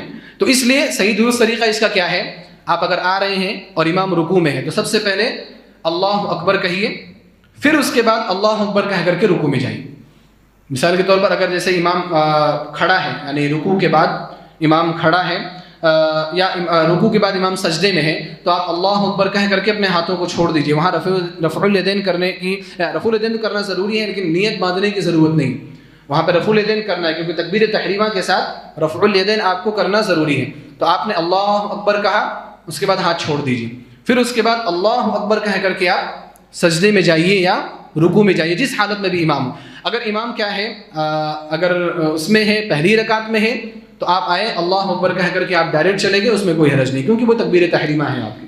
قیام کے لیے، قیام کی حالت میں ہے تو ایک بار کہنا کافی ہے، قیام کی حالت کے علاوہ کسی اور حالت میں اگر امام ہے تو دو بار آپ کو تکبیر کہنی ہے، ایک تکبیر تحریمہ ہوگی جو کہ رکن ہے، اور اس کے بعد والی جو تکبیر ہوگی وہ تکبیر انتقال ہوگی، ایک حالت سے دوسری حالت کی طرف منتقل ہونے والی تکبیر ہوگی۔ اس کے بعد دیکھتے ہیں کہ اللہ اکبر کہتے ہوئے ہمیں رفع الیدین کرنا چاہیے، دونوں ہاتھوں کو اٹھانا چاہیے، یہ اللہ کے رسول صلی اللہ علیہ وسلم کی سنت ہے۔ اور رفع الیدین نماز میں 4 جگہوں پر ہے، اگر ہم 4 رکعت والی نماز پڑھ رہے ہیں یا 3 رکعت والی یا 2 تشہد والی جو بھی نماز ہم پڑھ رہے ہیں وہ 4 جگہوں پر۔ پہلی جگہ کیا ہے، یہ تکبیر تحریمہ جہاں دونوں ہاتھوں کو اٹھانا ہے۔ دوسری جگہ کیا ہے، جب ہم رکوع میں جاتے ہیں تب۔ تیسری جگہ کیا ہے، رکوع سے اٹھنے کے بعد۔ اور چوتھی جگہ کیا ہے، تیسری رکعت کے لیے اٹھتے وقت۔ یہ 4 جگہیں ہیں جہاں پر نبی صلی اللہ علیہ وسلم سے رفع الیدین کرنا ثابت ہے، اور یہ حدیث کی جتنی بڑی کتابیں ہیں تمام کتابوں میں یہ حدیث موجود ہے۔ بخاری، مسلم، ابو داؤد، ترمذی، نسائی، ابن ماجہ، موطا امام مالک، مسند امام احمد، سنن دارمی، اور جتنی بھی کتابیں آپ گن جائیے ساری کتابوں میں یہ حدیث موجود ہے، اور تقریباً 60 صحابہ کرام نے رفع الیدین کی حدیث کو روایت کیا ہے کہ اللہ کے رسول صلی اللہ علیہ وسلم ان 4 جگہوں پر رفع الیدین کیا کرتے تھے۔ تو اللہ اکبر کہتے ہوئے، تکبیر تحریمہ کرتے ہوئے ہمیں رفع الیدین کرنا ہے۔ رفع الیدین کیسے کرنا ہے؟ رفع الیدین یا تو کندھوں تک یا کانوں کی لو تک کرنا ہے۔ آپ دیکھ سکتے ہیں تصویر اگر واضح نہیں بھی ہے، یہ جو یہاں جو تصویر ہے، اس تصویر میں آپ دیکھیں یہ صحیح طریقہ ہے، اور دونوں طریقوں پر عمل کیا گیا ہے۔ جو داہنی جانب جو تصویر ہے اس میں ہاتھوں کو کندھوں تک اٹھایا گیا، اور اس کے بازو والی جو تصویر ہے اس میں ہاتھوں کو کانوں کی لو تک اٹھایا گیا۔ کانوں کی لو اس کو بولتے ہیں، یعنی کان کے برابر تک آپ کو اٹھانا ہے۔ اور یہاں پر اس بات کو ملحوظ رکھنا چاہیے کہ کانوں کی لو تک جو بولا جاتا ہے کہ اٹھانا چاہیے، اس سے مراد یہ نہیں کہ کانوں کی لو کو چھونا ہے جیسا کہ ہمارے بابا جی کر رہے ہیں۔ یہ جو حضرت ہیں یہ جو کانوں کو ٹچ کر رہے ہیں نا، یہ طریقہ درست نہیں ہے۔ اللہ کے رسول صلی اللہ علیہ وسلم نے کیا فرمایا؟ یحاذی، برابر کرنا ہے، اس جگہ تک لے کر کے جانا ہے۔ یہ کندھوں تک ہے یا یہ کانوں تک ہے، تھوڑا سا اوپر، یہ طریقہ ہے۔ کندھوں کو ٹچ نہیں کرتے لوگ، کانوں کے لو کو ٹچ کرتے آتے ہیں، پہلے اللہ اکبر کہہ کر کانوں کو ٹچ کرتے ہیں، پھر لوگ نیت باندھتے ہیں۔ تو یہ جو طریقہ ہے یہ طریقہ درست نہیں ہے، اور میں نہیں سمجھتا ہوں کسی عالم نے یہ طریقہ بیان کیا ہوگا۔ کوئی بھی عالم ہو، چاہے حنفی عالم ہو، چاہے کوئی بھی عالم ہو، یہ لوگوں کی اپنی ایجاد ہے، میں جہاں تک سمجھتا ہوں، کیونکہ فقہ حنفی ہم بھی پڑھتے ہیں۔ فقہ حنفی میں یہ نہیں کہا گیا کہ کانوں کو چھونا ہے، میرے علم کے حد تک فقہ حنفی میں یہ بات نہیں، یہ لوگوں کی اپنی ایجاد ہے، لوگوں کے اپنے طریقے ہیں۔ اس لیے آپ دیکھیں گے کہ جو ہندوستان کے علاوہ جو باہر کے جو احناف ہیں وہ کانوں کو چھوتے نہیں ہیں، وہ کانوں کو ٹچ نہیں کرتے۔ کانوں کو ٹچ کرنے والے بہت کم لوگ دیکھنے میں آتے ہیں۔ تو یہ جو طریقہ ہے یہ طریقہ درست نہیں ہے، طریقہ بدعت ہے۔ کندھوں کے برابر اٹھانا ہے، کانوں کے لو کے برابر اٹھانا ہے، ان کو ٹچ کرنا یہ درست نہیں ہے۔ یہاں پر آگے آپ دیکھیں کہ اللہ اکبر کہہ کر کے ہاتھ چھوڑنا پھر رفع الیدین کرنا درست نہیں، یہ بھی طریقہ ایک پایا جاتا ہے، نئے نئے طریقے لوگ ایجاد کر لیتے۔ اس لیے میں نے شروع میں کہا تھا کہ آپ دیکھو کہ نماز آپ جو پڑھ رہے ہیں نا وہ نبی علیہ السلام کے طریقے پر پڑھنی ہے۔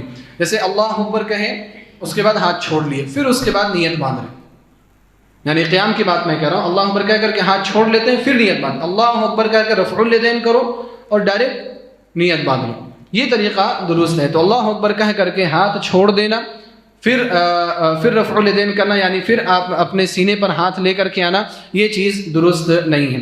اسی طرح رفع الیدین جو ہے وہ اللہ اکبر کے ساتھ بھی کہہ سکتے ہیں، پہلے بھی کہہ سکتے ہیں اور بعد میں بھی کہہ سکتے ہیں۔ سوال یہ ہوتا ہے نا کہ اللہ اکبر کہنا ہے اور رفع الیدین کرنا ہے، تو ساتھ ساتھ کرنا ہے، پہلے کرنا ہے یا بعد میں کرنا، تینوں طریقے ہیں۔ علماء نے تینوں طریقے بیان کیے ہیں، وہ آپ کے اختیار میں۔ البتہ یہاں پر علماء نے اس بات کی طرف توجہ دلائی ہے کہ اگر کوئی امام ہو تو وہ اللہ اکبر بعد میں کہے، تاکہ جو اس کے پیچھے نماز پڑھنے والے ہیں ان سے نماز میں سبقت نہ ہونے پائے، ان سے نماز میں جلد بازی نہ ہونے پائے۔ کیونکہ اگر آپ اللہ اکبر کہہ دیں گے اور آپ نے ابھی اپنا عمل نہیں کیا تو بعض لوگ بڑی جلد باز ہوتے ہیں، وہ اپنے آگے وہاں تک پہنچ جاتے ہیں، رفع الیدین کر لیں گے یا اس کے بعد سجدے میں پہنچ جاتے ہیں۔ تو ان کو اس عمل سے بچانے کے لیے، کیونکہ مسابقت کرنا، امام سے آگے بڑھنا، یہ نماز کو باطل کر دیتا ہے۔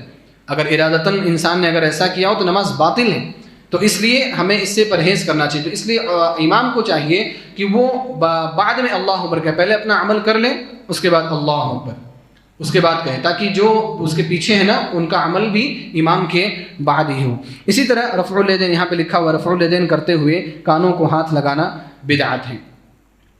آگے کی سلائیڈ میں آتے ہیں کہ رفع الیدین کے بعد ہاتھوں کو سینے پر باندھ لینا چاہیے۔ آپ قیام کی حالت میں ہیں، آپ کو ہاتھ باندھنا ہے۔ یہاں پر مالکیہ کا ایک طریقہ ہے، جو امام مالک رحمہ اللہ کو فالو کرنے والے ہیں، وہ لوگ ہاتھوں کو چھوڑ کر کے نماز پڑھتے ہیں، یعنی اللہ اکبر کہہ کر رفع الیدین کرتے ہیں لیکن ہاتھ چھوڑ کر کے۔ الحمدللہ ہمارے یہاں ویسے لوگ نہیں ہیں، اکا دکا کبھی نظر آ جاتے ہیں۔ اگر آپ باہر جائیں گے تو اس طرح کے لوگ بہت سارے ملیں گے۔ آپ مسجد نبی میں آپ نماز پڑھیں گے یا مسجد حرام میں آپ نماز پڑھیں گے نا، تو اس طرح کے لوگ بہت ملتے ہیں۔ تو ان کی پہچان کیا ہے کہ وہ مالکیہ ہیں، اور یہ اکثر یا تو مغرب یعنی موراکو کی طرف کے لوگ ہیں، ایجپٹ یعنی مصر کی طرف کے لوگ ہیں، یا نائجیریا اور سوڈان کی طرف کے لوگ ہوتے ہیں جہاں مالکی مذہب زیادہ فالو کیا جاتا ہے، تو وہ طریقہ کیا ہے وہ درست نہیں ہے، اور امام مالک رحمہ اللہ کا بھی وہ قول نہیں ہے صحیح قول کے مطابق۔ تو رفع الیدین کرنے کے بعد ہمیں ہاتھوں کو سینے پر باندھ لینا چاہیے۔ سینے پر ہاتھ باندھنے کا صحیح طریقہ، سب سے صحیح طریقہ تو یہ ہے کہ دایاں ہاتھ بائیں ہاتھ کی پشت، کلائی اور ہاتھ پر ہو، پشت، کلائی اور ہاتھ پر ہو۔ ہاتھ سے مراد کیا ہے؟ کلائی سے لے کر کے کوہنی تک کا حصہ ہاتھ سے مراد۔ تو سب سے صحیح طریقہ کیا ہے کہ دایاں ہاتھ بائیں ہاتھ کی پشت، کلائی اور ہاتھ پر ہو، اور پھر ہاتھ پر ہو اس میں بھی دونوں چیزیں ہیں کہ آپ اس کو پکڑ کر کے رکھیں یا اپنا ہاتھ اس کے اوپر رکھیں۔ حدیث پڑھ لیں اور وضاحت کرتا ہوں میں۔ سنن ابو داؤد کی حدیث نمبر 726 بھی ہے اور 27 بھی ہے، دونوں حدیثیں مل کر کے ہیں۔ وائل ابن حجر رضی اللہ تعالیٰ عنہ روایت کرتے ہیں، فرماتے ہیں کہ ایک مرتبہ میں نے طے کیا کہ میں نبی صلی اللہ علیہ وسلم کی نماز کو بڑے غور سے دیکھوں گا کہ آپ علیہ الصلوۃ والسلام نماز کیسے پڑھتے ہیں، کیف یصلی، آپ نماز کیسے پڑھتے ہیں۔ قال فیہ، تو اس میں وائل ابن حجر رضی اللہ تعالیٰ عنہ فرماتے ہیں ثم وضع یدہ الیمنی علی ظہر کفہ الیسری والرسغ والساعد، کہ پھر آپ علیہ الصلوۃ والسلام نے اپنے داہنے ہاتھ کو اپنے بائیں ہاتھ کی پشت پر، یہ جو بایاں ہاتھ ہے اس کی پشت یعنی ہتھیلی کے اوپر والا حصہ، اس کے اوپر، والرسغ اور کلائی کے اوپر، والساعد اور بازو کے اوپر، ساعد کہتے ہیں جو کوہنی کلائی سے لے کر کے کوہنی تک کا جو حصہ ہے اس کے اوپر نبی علیہ الصلوۃ والسلام نے رکھا ہے۔ یہ سنن ابو داؤد کی روایت ہے۔ وائل ابن حجر رضی اللہ تعالیٰ عنہ کی ہی روایت ابن خزیمہ میں بھی ہے، اور اس میں یہ بات موجود ہے کہ اعلی صدرہ، کہ نبی علیہ الصلوۃ والسلام نے اپنے ہاتھوں کو سینے کے اوپر رکھا۔ آپ یہاں پر طریقہ ملاحظہ کر سکتے ہیں، طریقہ آپ دیکھ سکتے ہیں، یہ دو طریقے میں نے یہاں پر ذکر کیے ہیں، یہ سب سے بہتر طریقہ ہے۔ آپ جو پہلا دائیں طرف سے جو پہلی تصویر ہے اس میں آپ دیکھیں کہ انہوں نے صحیح طریقے پر ہاتھ کو رکھا ہوا ہے اور اس کو قبض کیا ہوا ہے، یعنی پکڑ کر کے رکھا ہے۔ تو یہ طریقہ بھی درست ہے کہ آپ بائیں ہاتھ کو پکڑ کر کے رکھیں، اور اس میں تھوڑے زیادہ سہولت ہوتی ہے۔ اب زیادہ دیر تک جیسے تراویح وغیرہ کی نماز پڑھنی ہے، تہجد کی نماز آپ پڑھ رہے ہیں اور لمبا قیام کرنا ہے، تو پکڑ کر کے رکھیں گے تو تھوڑی سی آسانی ہوتی۔ دوسرا جو طریقہ ہے وہ بھی بہتر طریقہ ہے، اور اس طریقے میں کیا ہے، تھوڑا سا فرق ہے کہ انہوں نے اپنے بائیں ہاتھ کو پکڑا نہیں، بلکہ دائیں ہاتھ کو بائیں ہاتھ کے اوپر رکھ دیا، اور دونوں طرح سے حدیثیں آئی ہیں۔ قبض یقبض کا بھی لفظ آیا ہے، وضع یضع کا بھی لفظ آیا ہے۔ قبض یقبض کا معنی پکڑنا ہوتا ہے، وضع یضع کا معنی رکھنا ہوتا ہے۔ دونوں میں سے کسی پر بھی آپ عمل کریں، دونوں بھی افضل ہیں اور دونوں بھی مستحب ہیں۔ اس کے علاوہ جو بھی طریقے ہیں سب یا تو مرجوح ہیں یا تو غلط ہیں۔ اس کے علاوہ جتنے بھی طریقے ہیں یا تو مرجوح ہیں یا تو غلط ہیں۔ اب بہت ساری تصویریں یہاں پر آ سکتی تھی، لیکن میں نے وہ ساری تصویریں یہاں پر نہیں لائی ہیں۔ اب ایک طریقہ یہ ہے کہ لوگ پشت پر ہی رکھ دیتے ہیں، صرف پشت پر اپنے ہاتھ کو ایسے، میں اوپر کر رہا ہوں، اتنا اوپر نہیں رکھنا چاہیے، لیکن میں آپ کو دکھانے کے لیے اوپر کر رہا ہوں کہ اپنے ہاتھ کو دوسرے ہاتھ کی پشت پر رکھ دیتے ہیں۔ یہ طریقہ بھی کیا ہے، درست ہے، کیا جا سکتا ہے، لیکن افضل کیا ہے؟ افضل یہ ہے کہ تمام حدیثوں پر اگر عمل ہونا تو وہ افضل ہے۔ یہ جو طریقہ یہاں پر میں نے دیا ہے آپ کو، داہنے سائڈی جو دو تصویریں ہیں، تو اس میں یہی ہے کہ آپ کا جو ہاتھ رکھنے کا جو طریقہ ہے نا، وہ آپ کی ہتھیلی کے پشت پر بھی ہے، ہاتھ کے پشت پر بھی ہے، کلائی پر بھی آپ کا ہاتھ پڑ رہا ہے، اور یہ جو ذراع ہے، ذراع جس کا تذکرہ صحیح بخاری میں ہے، اس پر بھی آپ کا ہاتھ پڑ رہا ہے۔ اور علماء کہتے ہیں کہ اگر حدیثیں، یہ فقہ کا قاعدہ ہے کہ اگر ایک مسئلے کے تعلق سے کئی حدیثیں آئیں اور ان تمام حدیثوں پر ایک ساتھ عمل کرنا ممکن ہو، تو تمام حدیثوں پر ایک ساتھ عمل کرنا زیادہ افضل ہے، زیادہ بہتر ہے۔ کہیں ایسا نہ ہو کہ کسی حدیث کو ہم رد کر دیں، کسی حدیث پر عمل کرنا ہم چھوڑ دیں۔ اس لیے میں یہ کہتا ہوں کہ یہ جو طریقہ ہے ہمارے یہاں بہت زیادہ رائج ہے، یہ طریقہ اپنے بازو کو پکڑ لینا، کوہنیوں کو پکڑ لینا، کوہنیوں کو پکڑ کر کے کھڑے ہونا اور اس طرح سے ہاتھوں کو رکھنا، یہ طریقہ سنت سے ثابت نہیں ہے۔ یہاں پر ایک اشکال ہوتا ہے کہ صحیح بخاری، بعض علماء بھی بولتے ہیں، لیکن آپ میرے پاس بیٹھے ہیں تو میں اپنی تحقیق آپ کو بتاؤں گا، میں اپنے علم کے مطابق آپ کو بتاؤں گا۔ وہ یہ کہ صحیح بخاری کی جو روایت ہے کہ اللہ کے رسول صلی اللہ علیہ وسلم اپنے ذراع کو ذراع پر رکھتے تھے، اپنے ذراع کو ذراع پر رکھتے تھے۔ ذراع کا معنی کیا ہوتا ہے؟ بازو۔ یہ جو حصہ یعنی کوہنی سے لے کر کے، یہ کلائی سے لے کر کے کوہنی تک کا حصہ، یہ پورا ذراع کا ہے۔ اب یہاں آپ دیکھیں اپنے ذراع کو ذراع پر رکھتے تھے، تو یہ طریقہ بنتا ہے، لیکن حافظ ابن حجر رحمہ اللہ نے اس حدیث کی تفسیر کرتے ہوئے یا اس حدیث کی شرح کرتے ہوئے کیا بیان فرمایا کہ یہ جو طریقہ ہے یہ طریقہ مجمل ہے.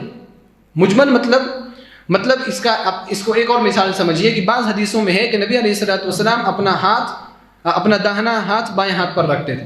کہاں رکھتے تھے، کیسے رکھتے تھے، اس کی وضاحت نہیں. یہ اسی کو مجمل بولتے ہیں. اسی طرح سے یہ ہے کہ اپنے ذراع کو ذراع پر رکھتے تھے، مانا اپنے ہاتھ کو اپنے ہاتھ پر رکھتے تھے، داہنے ہاتھ کو بائیں ہاتھ پر رکھتے. کیسے رکھتے تھے اس کا تذکرہ کہاں پر ہے؟ یہ جو روایت میں نے پیش کی ہے سنن ابو داؤد کی، یہ روایت نے بتایا کہ یہ جو ہے الرسغ کلائی پر، الرسغ یعنی پشت پر، والساعد کلائی، اس سے پہلے جو ہے کفہ الیسری پشت پر، والرسغ کلائی پر، والساعد اپنے بازو پر رکھتے تھے. یہ طریقہ وائل ابن حجر رضی اللہ تعالیٰ عنہ کی روایت میں یہ طریقہ واضح طور پر ہمیں بیان کیا گیا. لہذا یہ طریقہ کیا ہے، درست نہیں ہے. میں نے بھی جب صحیح بخاری کی روایت پڑھی تھی، جامع سلفیہ کی بات ہے، میں زیادہ عالمیت میں شاید تھا یا ثانویہ میں تھا، تو اس وقت میں بھی جا کر کے اسی پر عمل کرنے لگا. یعنی ایسے ہی جیسے حضرت یہ آخر والے نیت باندھے ہوئے ایسے ہی میں نماز پڑھنے لگا. اور الحمدللہ میرے والد بھی عالم ہیں اور باحیات بھی ہیں، اللہ رب العالمین ان کو صحت و عافیت کے ساتھ رکھے. تو میرے والد محترم نے مجھے نماز پڑھتے ہوئے دیکھا اس طریقے سے، تو انہوں نے کہا کہ یہ کون سا طریقہ ہے تمہارے نیت باندھنے کا؟ انہوں نے بولا، تو میں نے کہا بخاری کی روایت ہے. تو ابو نے کہا ٹھیک ہے بخاری کی روایت ہے، وہ مجھے بھی پتہ ہے، لیکن بخاری کی روایت ہے اس میں فتح الباری میں حافظ ابن حجر رحمہ اللہ نے اس کی شرح کیا کی ہے، اس حدیث کو ایکسپلین کیسے کیا ہے، وہ بھی جا کر کے پڑھو. تو میں اسی وقت فوراً میں گیا، ہمارے الحمدللہ گھر میں فتح الباری بھی موجود ہے، میں نے اٹھا کر کے پڑھا. تو وہاں پر پڑھتے میں شوق ہو گیا کہ واقعی یہ چیز ہے. حافظ ابن حجر رحمہ اللہ نے واضح طور پر لکھا کہ اس حدیث میں مجمل بیان کیا گیا کہ نبی صلی اللہ علیہ وسلم اپنے ہاتھ کو ہاتھ پر رکھتے تھے. اور پھر حافظ ابن حجر رحمہ اللہ نے یہ حدیث کوڈ کی وہاں پر سنن ابو داؤد کی کہ ہاتھ رکھنے کا طریقہ کیا ہے، وہ سنن ابو داؤد کی روایت بیان کر رہی ہے، وائل ابن حجر کی روایت، کہ اس طریقے سے اپنے ہاتھوں کو رکھنا چاہیے. تو لہذا یہ طریقہ کیا ہے، بہت زیادہ رائج ہے، لیکن یہ طریقہ درست طریقہ نہیں ہے. سب سے بہتر طریقہ وہ میں نے آپ کے سامنے بیان کر دیا ہے. دونوں میں سے کوئی طریقہ، یا تو آپ قبض کریں یا اپنے ہاتھوں کو پکڑیں، یا آپ اپنے ہاتھوں کو ہاتھوں کے اوپر رکھیں. اس کے بعد ہم آگے بڑھتے ہیں کہ قیام کی حالت میں کیے جانے والے اعمال. اب قیام کی حالت میں آپ نے نیت باندھ لیا، اب آپ کو شروع کرنا ہے ثنا سے، اور ثنا بھی بہت ساری ہیں، میں نے 2 یہاں پر ذکر کی ہے.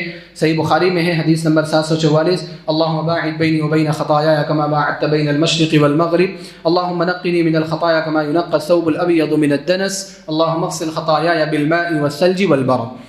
اور اسی طرح سے چھوٹی سی شارٹ روایت بھی ہے سنن ابو داؤد حدیث نمبر 776، سبحانک اللہم وبحمدک وتبارک اسمک وتعالی جدک ولا الہ غیرک. دونوں میں سے آپ کوئی بھی پڑھ سکتے ہیں، اس میں کوئی حرج کی بات نہیں ہے، یا دونوں میں سے کسی کو افضل قرار دینا بھی نہیں ہے. دونوں بھی صحیح روایت ہے، ایک بخاری کی روایت ہے اور ایک سنن ابو داؤد کی روایت ہے. کبھی آپ کو جلدی نماز پڑھنا ہو تو چھوٹی والی پڑھ لیں، کبھی آپ کے پاس وقت ہے اور اکثر رہتا بھی ہے تو آپ بڑی والی دعا پڑھیں. اور اس دعا میں جو ہے تھوڑی زیادہ جامعیت ہے، اس میں اپنے گناہوں کے کفارے کی دعا ہے، گناہوں کی مغفرت کی دعا ہے کہ مجھے اس طرح سے پاک کر دے جس طرح سے کپڑے کو، سفید کپڑے کو میل کچیل سے پاک کیا جاتا ہے.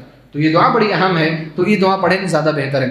اسی طرح اس کے بعد سورہ فاتحہ پڑھنی چاہیے، امام ہو یا مقتدی ہو، جہری نماز ہو یا سری نماز ہو، سورہ فاتحہ پڑھنا ہے. اور سورہ فاتحہ بھی رکن ہے، اس کے بغیر نماز نہیں ہوتی، چاہے آپ امام کے پیچھے ہوں. صحیح قول احادیث کے حساب سے یہی ہے. اللہ کے رسول صلی اللہ علیہ وسلم نے فرمایا، بخاری کی روایت ہے، لا صلاة لمن لم يقرأ بفاتحة الكتاب، اس شخص کی نماز نہیں ہے جو سورہ فاتحہ نہ پڑھے. سنن ابو داؤد میں روایت ہے کہ تم امام کے پیچھے کچھ بھی مت پڑھو سوائے سورہ فاتحہ کے.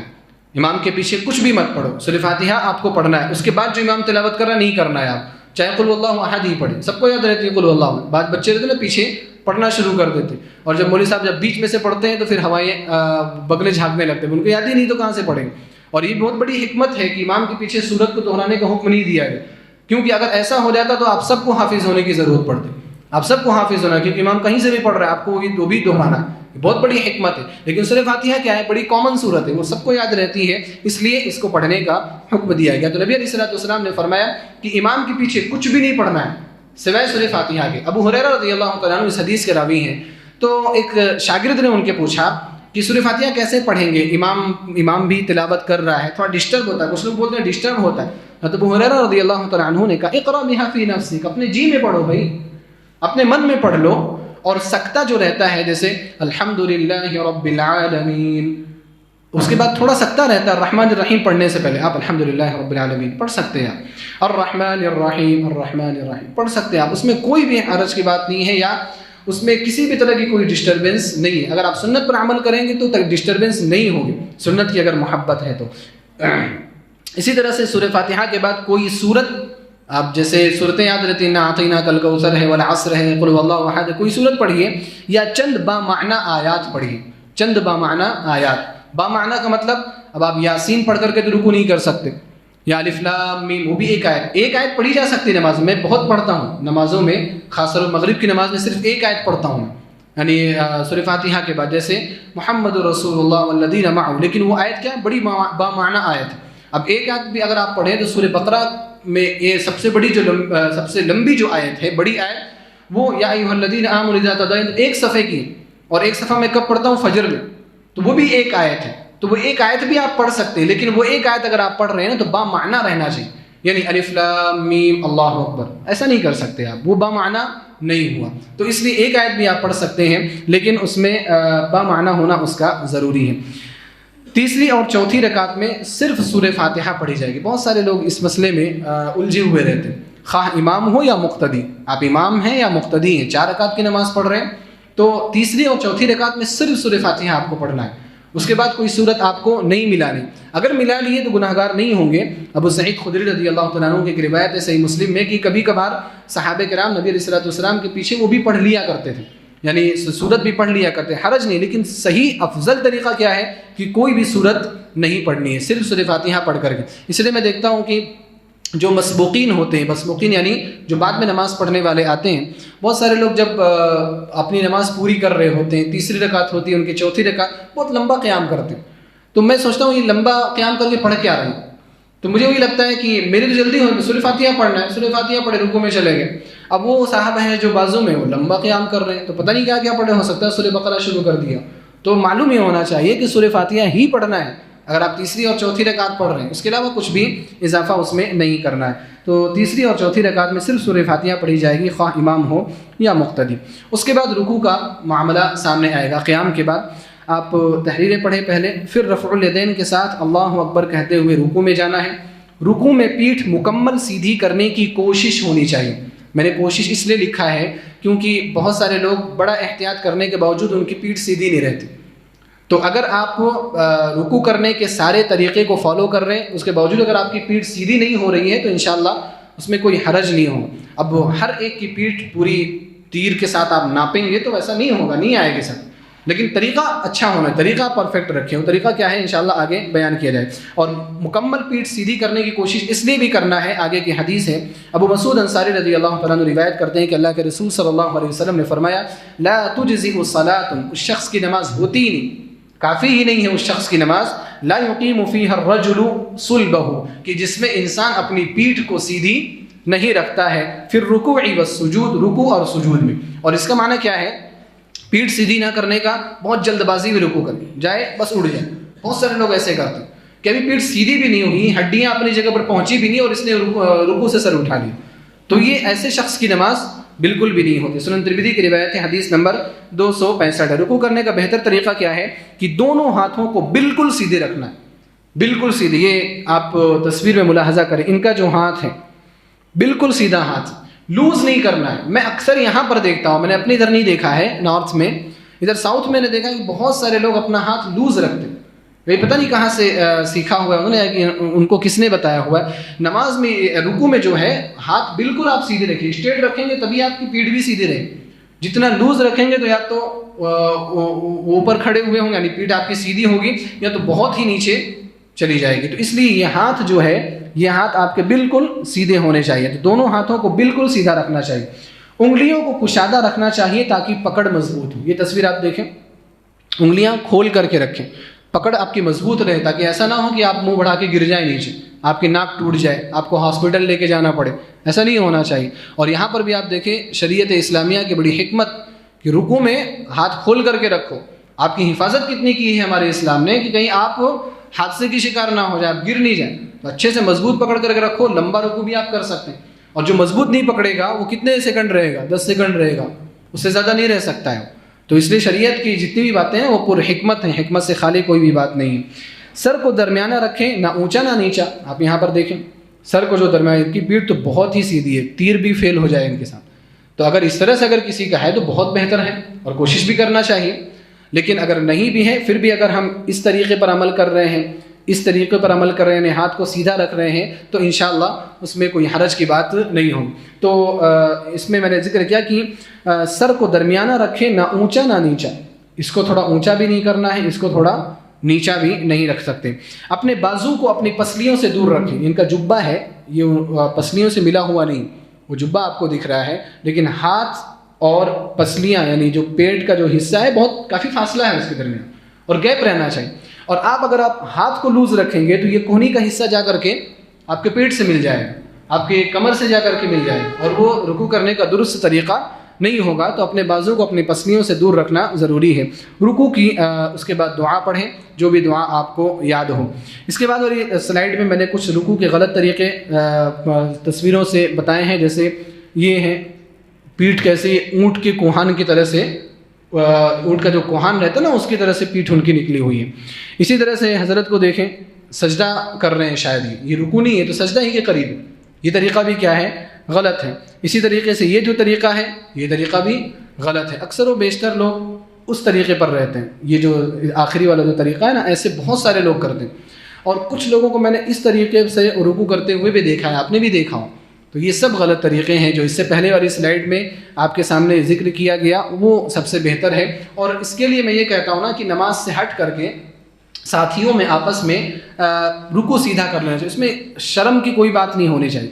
بھئی دیکھو میرا پیٹھ سیدھی ہے کہ نہیں ہے, تھوڑا اونچا نیچا ہے تو آپ بتا دو, پھر آپ اس کو 1-2 بار پریکٹس کریں تو انشاءاللہ آپ صحیح سنت کے مطابق اپنے پیٹھ کو رکھنا شروع کر دیں گے. اگلی سلائیڈ ہے رکوع کے بعد. اب رکوع کے بعد کیا عمل انجام دینے. رکوع کے بعد سمع اللہ لمن حمدہ کہتے ہوئے اور رفع الیدین کرتے ہوئے سیدھے کھڑے ہو جانا ہے. اسی کو قومہ کہتے ہیں. قومہ میں دونوں ہاتھوں کو چھوڑ کر کھڑا ہونا مسنون ہے, جیسا کہ یہ حضرت ہے. قومہ میں یعنی رکوع کے بعد دونوں ہاتھوں کو چھوڑ کر کے کھڑے ہونا مسنون ہے. قومہ میں دونوں ہاتھوں کو سینے پر باندھ لینا بھی درست ہے. یعنی رکوع کے بعد اگر آپ اٹھ رہے ہیں اور دونوں ہاتھوں کو اپنے سینے پر باندھ لیا ہے تو اس میں بھی انشاءاللہ کوئی حرج کی بات نہیں ہے. لیکن میں یہاں پر یہ کہتا ہوں کہ جس جگہ پر جو طریقہ رائج ہو اس طریقے کو فالو کرنا زیادہ بہتر ہے. ہمارے ہندوستان میں ارسال الیدین یعنی ہاتھوں کو چھوڑ کر کے کھڑا ہونا یہی رائج ہے, اور ہم نے اپنے علماء سے اپنے اساتذہ سے یہی سیکھا ہے, اور ہماری عوام بھی یہاں پر عمل پیرا ہے. تو ہمیں یہ اس طریقے پر ہی چلنا چاہیے, زیادہ بہتر ہے. اس طریقے پر کرے تو کوئی حرج کی بات نہیں, لیکن یہ طریقہ زیادہ بہتر ہے. اور اس سے کیا ہوتا ہے نا کہ جو کم علم لوگ رہتے ہیں تھوڑا سا ان کے ذہن میں ایک اضطراب پیدا ہوتا ہے, شک و شبہ پیدا ہو. اب کوئی آیا مثال کے طور پر نیا ہے, ہماری مسجد میں نیا آ رہا ہے, اب وہ دیکھے گا کہ رکوع کے بعد آپ ایسا بھی کر رہے ہیں تو پھر اس کے ذہن میں لوگ کیسی نماز پڑھتے ہیں, لوگ کچھ متنفر ہو جاتے ہیں کہ ان کے نماز کا بالکل طریقہ ہی غلط ہے. اب یہ جو طریقہ ہے نا پورے ہندوستان میں, چاہے حنفی ہو چاہے کوئی بھی ہو, وہ اپنے ہاتھوں کو چھوڑ دیتا ہے رکوع کے بعد. تو اس لیے اپنے ماحول کے حساب سے جو طریقہ چل رہا ہے اور وہ جائز اور مسنون طریقہ ہے تو اسی کو لے کر کے آگے چلنا چاہیے. بعض حضرات جو سعودی وغیرہ میں رہے ہوئے ہیں وہ اس پر بھی عمل کرتے ہیں, اس میں بھی انشاءاللہ کوئی حرج کی بات نہیں ہے. تو قومہ میں دونوں ہاتھوں کو چھوڑ کر کھڑا ہونا مسنون ہے. قومہ میں دونوں ہاتھوں کو سینے پر باندھ لینا بھی درست ہے. قومہ میں اطمینان سے کھڑے ہو کر ربنا ولک الحمد پڑھنا چاہیے. بہت جلد بازی کرتے ہیں کچھ لوگ, گئے اور فوراً سجدے میں چلے جاتے ہیں, دعا نہیں پڑھتے. ربنا ولک الحمد حمدا کثیرا طیبا مبارکا فی, یہ دعا ہمیں پڑھنا چاہیے. اور حدیث میں یہ بھی وضاحت ہے کہ اتنا دیر تک آپ کھڑے رہو کہ آپ کی ہر ہڈی اپنی اپنی جگہ پر واپس آ جائے, اور اسی کو اطمینان کہتے ہیں. اور ایک بات یاد رکھیے, آپ کے اطمینان جو ہے وہ بھی رکن ہے. رکن کا مطلب کیا ہے کہ اگر اطمینان آپ کی نماز میں نہیں ہے تو اللہ رب العالمین نماز کو آپ کی قبول نہیں کرے گا. سجدے میں جانے کا طریقہ, رکوع آپ کا مکمل ہو گیا, رکوع سے اٹھ بھی گئے, اب سجدے میں جانے کا کیا طریقہ ہے. قومہ کے بعد اللہ اکبر کہتے ہوئے سجدے کے لیے جانا ہے. یہاں پر رفع الیدین راجح قول کے مطابق نہیں کرنا ہے. اللہ اکبر کہتے ہوئے سجدے کے لیے جانا ہے. پہلے ہاتھوں کو زمین پر رکھا جائے گا, پھر گھٹنوں کو. آپ دیکھیں پہلے ہاتھ کو زمین پر رکھا ہے انہوں نے, پھر گھٹنا ان کا پیچھے سے آ رہا ہے. یہ طریقہ سب سے بہتر ہے. سنن ابو داؤد کی ایک حدیث میں نے یہاں پر کوٹ کی ہے. عن ابی ہریرہ رضی اللہ تعالی عنہ انه قال قال رسول اللہ صلی اللہ علیہ وسلم. ابو ہریرہ رضی اللہ تعالی عنہ سے روایت ہے کہ اللہ کے رسول صلی اللہ علیہ وسلم نے فرمایا اذا سجد احدکم، جب تم میں سے کوئی شخص سجدہ کرے، فلا یبرک کما یبرک البعیر، تو اس طرح سے نہ بیٹھے جس طرح سے اونٹ بیٹھتا ہے. ولیضع یدیہ قبل رکبتیہ، بلکہ اپنے دونوں ہاتھوں کو اپنے دونوں گھٹنوں سے پہلے رکھے. تو سجدے میں جانے کا بہتر طریقہ، مسنون طریقہ یہ ہے. یہ جو طریقہ ہے سجدے میں جانے کا، یہ غلط طریقہ ہے کہ پہلے گھٹنا چلا گیا اور اس کے بعد پیچھے سے ہاتھ آ رہا ہے. یہ طریقہ بھی کیا ہے، درست نہیں ہے. اسی طرح سے ہماری کوشش یہ ہونی چاہیے کہ ایک بار میں ہی ہم سجدے میں پہنچ جائیں. مثال کے طور پر ہم نے ہاتھ رکھا تو ہاتھ رکھتے ہی اب ایسی جگہ پر ہاتھ رکھیں کہ ڈائریکٹ ہمارا سر سجدے کی جگہ پر پہنچ جائے. کچھ لوگ کیا کرتے ہیں، 2-3 اسٹیپ لے کر کے سجدے میں پہنچتے ہیں. 2-3 اسٹیپ ہیں، یہاں ہاتھ رکھے، پھر وہاں ہاتھ رکھے، پھر وہاں ہاتھ رکھے، تب جا کر کے ان کی فلائٹ لینڈ ہوتی ہے. تو یہ جو طریقہ ہے اگر کسی بیماری یا پریشانی کی وجہ سے تب تو درست ہے، لیکن اگر کسی بیماری یا پریشانی کی وجہ سے نہیں، ایک غلط عادت آپ کی بن گئی ہے تو اس کو چھڑانے کی کوشش کرنا چاہیے. مسنون جو طریقہ ہے، آپ ہاتھ رکھیے اور ڈائریکٹ آپ سجدے میں چلے جائیے. سجدہ کرنے کا طریقہ، سجدے میں آپ گئے، سجدہ کرنے کا طریقہ، سجدہ نبی علیہ الصلوۃ والسلام نے فرمایا کہ مجھے 7 اعضاء پر سجدہ کرنے کا حکم دیا گیا ہے. صحیح بخاری کی حدیث نمبر 812. عبداللہ بن عباس رضی اللہ تعالیٰ عنہ سے روایت ہے کہ نبی علیہ الصلوۃ والسلام نے فرمایا کہ مجھے حکم دیا گیا ہے کہ میں 7 ہڈیوں پر سجدہ کروں. علی الجبہہ، پیشانی پر، اور پیشانی کے ساتھ ساتھ نبی علیہ الصلوۃ والسلام نے اپنے ناک کی طرف بھی اشارہ کیا، یعنی پیشانی اور ناک یہ دونوں ملا کر کے ایک ہڈی یا ایک جگہ. والیدین، دونوں ہاتھوں پر، والرکبتین، دونوں گھٹنوں پر، واطراف القدمین، اور پیر کے دونوں کناروں پر، پیر کے دونوں کناروں پر. یہ 7 اعضاء ہیں. ان 7 اعضاء پر سجدہ کرنے کا مجھے حکم دیا گیا ہے. یہ صحیح بخاری کی روایت ہے. سجدے میں دونوں ہاتھوں کو کھڑا رکھنا ہے اور کوہنیوں کو پسلیوں اور رانوں سے دور رکھنا ہے. انشاءاللہ اس کے اگلے والی سلائیڈ میں تصویریں بھی آ رہی ہیں وضاحت کے لیے. تو یہاں پر آپ ویسے طریقہ معلوم ہے لیکن تصویریں سے اور واضح ہوگا انشاءاللہ کہ سجدے میں دونوں ہاتھوں کو کھڑا رکھنا ہے اور کوہنیوں کو پسلیوں اور رانوں سے دور رکھنا ہے. انس رضی اللہ تعالیٰ عنہ سے روایت ہے کہ نبی علیہ الصلوۃ والسلام نے فرمایا اعتدلوا فی السجود، سجدے میں بھی اعتدال اختیار کرو. ولا یفترش احدکم ذراعیہ افتراش الکلب، اور تم میں سے کوئی شخص سجدے میں اپنے دونوں بازوؤں کو کتوں کی طرح سے پھیلا کر کے نہ بیٹھے. کتا کیسے اپنے دونوں ہاتھوں کو پھیلا دیتا ہے اور اس پر بیٹھتا ہے، تو یہ ہمارے کوہنی کا حصہ زمین پر ٹچ نہیں ہونا چاہیے، وہ اٹھا ہوا ہونا چاہیے. سجدے میں دونوں ہاتھ کندھوں یا کانوں کے برابر ہونا چاہیے. بہت سارے لوگوں کو پتہ نہیں ہوتا. رفع الیدین میں تو پتہ ہے کہ یہاں تک اٹھانا ہے یا یہاں تک اٹھانا ہے. سجدے میں آپ کہاں تک، کچھ لوگ ایسے کر کے ان کا سر پیچھے رہتا ہے وہاں پر سجدہ کر لیں، وہ سجدہ کرنے کا طریقہ نہیں. سجدہ میں جو آپ کا جو ہاتھ ہے نا وہ یا تو آپ کے کندھوں کے برابر ہو یا آپ کے کانوں کے لو کے برابر، جس طرح سے رفع الیدین میں آپ نے کیا تھا. اور یہ سجدہ کرنا، اس کے آگے یعنی کچھ لوگ بالکل اپنے سر کے سامنے رکھتے ہیں، وہ طریقہ بھی درست طریقہ نہیں ہے. آگے حدیث ہے ابو حمید ساعدی رضی اللہ تعالیٰ عنہ سے روایت ہے، وہ نبی علیہ الصلوۃ والسلام کا طریقہ بیان کرتے تھے نماز کا. ثم سجد، کہ آپ نے سجدہ کیا، فامکن انفہ وجبہتہ، اپنے ناک اور اپنی پیشانی کو ٹکا دیا. ٹکانا ہے، کچھ لوگوں کی ناک اٹھی ہوئی رہتی، وہ یہاں سے سجدہ کرتے، یہاں سے سجدہ کریں گے تو آپ کی ناک تو ظاہر سی بات ہے کہ نہیں آئے. تو پیشانی سے سجدہ کیجیے اس طور پر کہ ناک زمین سے ٹچ رہے، ناک اٹھی ہوئی نہیں ہونا چاہیے. وَنَحَّى يَدَيْهِ عَنْ جَنْبَيْهِ، اور آپ علیہ الصلوۃ والسلام نے اپنے دونوں ہاتھوں کو اپنے دونوں پہلوؤں سے دور رکھا. وَوَضَعَ كَفَّيْهِ حَذْوَ مَنْكِبَيْهِ، اور آپ نے اپنے دونوں ہتھیلیوں کو کندھوں کے برابر رکھا ہے. سنن ابو داؤد کی حدیث نمبر 734 ہے. وائل بن حجر رضی اللہ تعالیٰ عنہ سے روایت ہے، فرماتے ہیں کہ نبی علیہ الصلوۃ والسلام نے سجدہ کیا، فَجَعَلَ كَفَّيْهِ بِحِذَاءِ أُذُنَيْهِ، کہ آپ علیہ الصلوۃ والسلام نے اپنے دونوں ہتھیلیوں کو، اپنے دونوں ہاتھوں کو اپنے کانوں کے لو کے برابر پر رکھا.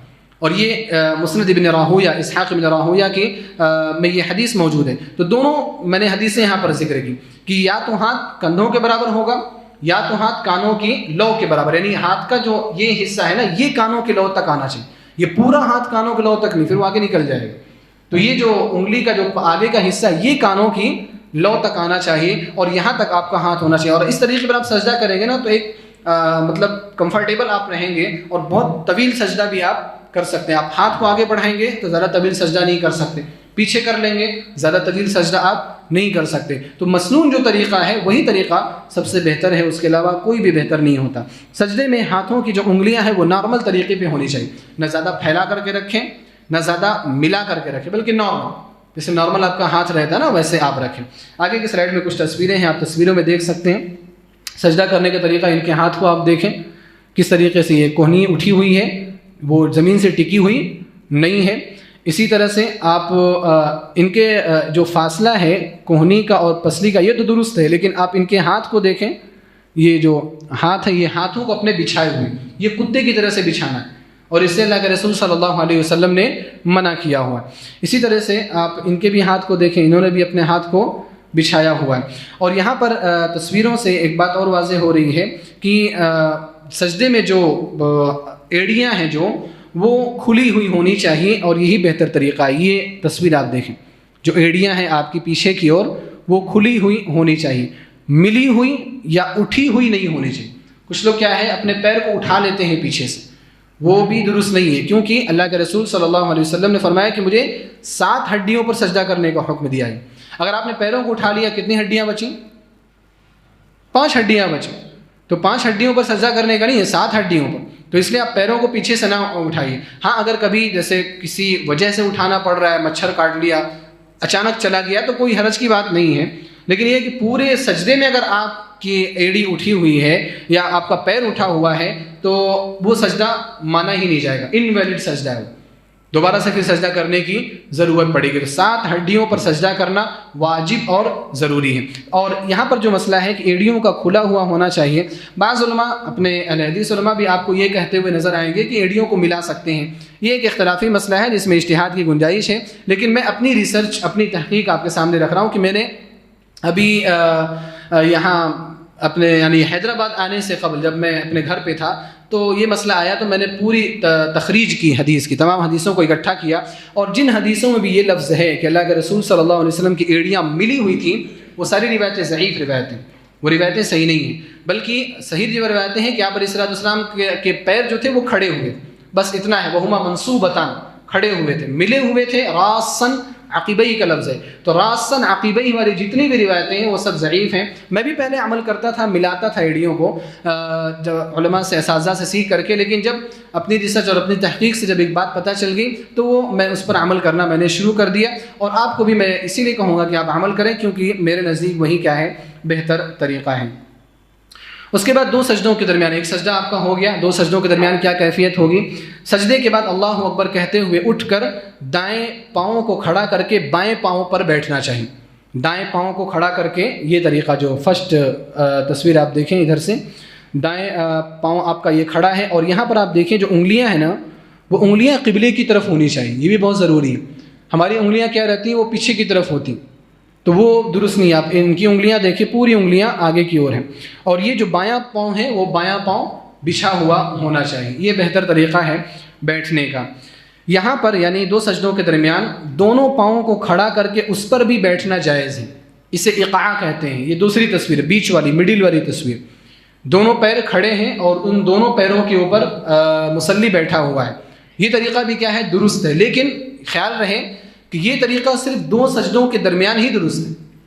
یہ طریقہ صرف 2 سجدوں کے درمیان ہی درست ہے. 2 سجدوں کے بعد دوسری رکعت کے لیے اٹھتے ہوئے یہ غلط طریقہ ہے. یا تشہد میں اگر آپ بیٹھے ہوئے ہیں سلام پھیرنے کے لیے، یا بیچ میں 2 رکعت کے بعد، اس وقت بھی اس طریقے سے بیٹھنا کیا ہے درست نہیں ہے. اور یہاں پر بھی میں سمجھتا ہوں کہ شریعت کی بہت بڑی حکمت ہے کہ اس طریقے سے بیٹھنا آسان نہیں ہوتا. اس طریقے سے بیٹھنا آسان نہیں ہوتا، ہر ایک کے بس کی بات نہیں. میں نے خود ٹرائی کیا، میں اس پر زیادہ عمل نہیں کر پاتا ہوں، بہت مشکل ہوتا ہے اس طرح سے بیٹھنا. تو یہ اس طرح سے بیٹھنا جائز ہے. کہاں پر؟ جہاں تھوڑا سا آپ کو بیٹھنا ہے. کیا پڑھنا ہے؟ رب اغفر لی رب اغفر لی آپ کو پڑھنا ہے، وہاں پر بیٹھنا جائے. جہاں لمبا ہے جیسے تشہد ہے، وہاں پر اس کو مسنون قرار نہیں دیا، کیونکہ تحیات بھی پڑھنا ہے، درود بھی پڑھنا ہے، دعائیں بھی پڑھنا ہے. تو آپ اچھے سے بیٹھو، آرام سے تورک کر کے. جو طریقہ آگے آ رہا ہے کہ تورک کر کے آپ بیٹھو، سکون سے آپ بیٹھے رہو گے، آپ بہت دیر تک بیٹھ سکتے ہو اس طریقے میں. تو یہ صرف 2 سجدوں کے درمیان یہ طریقہ درست ہے، 2 سجدوں کے بعد یہ طریقہ درست نہیں ہے. اسی طرح سے بیٹھنے کے دوران دونوں ہاتھ گھٹنے یا ران پر ہونے چاہیے. عام طور ہمارے یہاں گھٹنے کو پکڑ کر کے بیٹھتے ہیں، وہ بھی درست ہے، انہوں نے ران پر رکھا ہوا ہے اپنے ہاتھوں کو، دونوں ہاتھوں کو دو سجدے کے درمیان، یہ بھی طریقہ کیا ہے؟ درست ہے، اس میں کوئی حرج کی بات نہیں ہے۔ اس کے بعد میں نے ایک رکعت کی بات کی ہے، تو یہاں پر میں نے بیچ میں انگلیوں کو حرکت دینے کے بارے میں بھی ایک سلائیڈ مخصوص رکھا ہے کہ آپ جب تشہد میں بیٹھے، یعنی 2 رکعت کے بعد سلام پھیرنے کے لیے یا اس سے پہلے، اگر 2 تشہد ہے تو پہلے تشہد میں بھی اور دوسرے تشہد میں بھی، اگر ایک تشہد ہے تو جس تشہد میں آپ بیٹھیں تو تشہد اول و ثانی میں جلوس کے وقت یعنی بیٹھتے وقت انگشت شہادت، انگشت کا معنی انگلی ہوتی، شہادت کی انگلی کو حرکت دینا کیا ہے؟ سنت ہے۔ انگلیوں کو شروع تشہد سے اختتام تک حرکت دینا چاہیے۔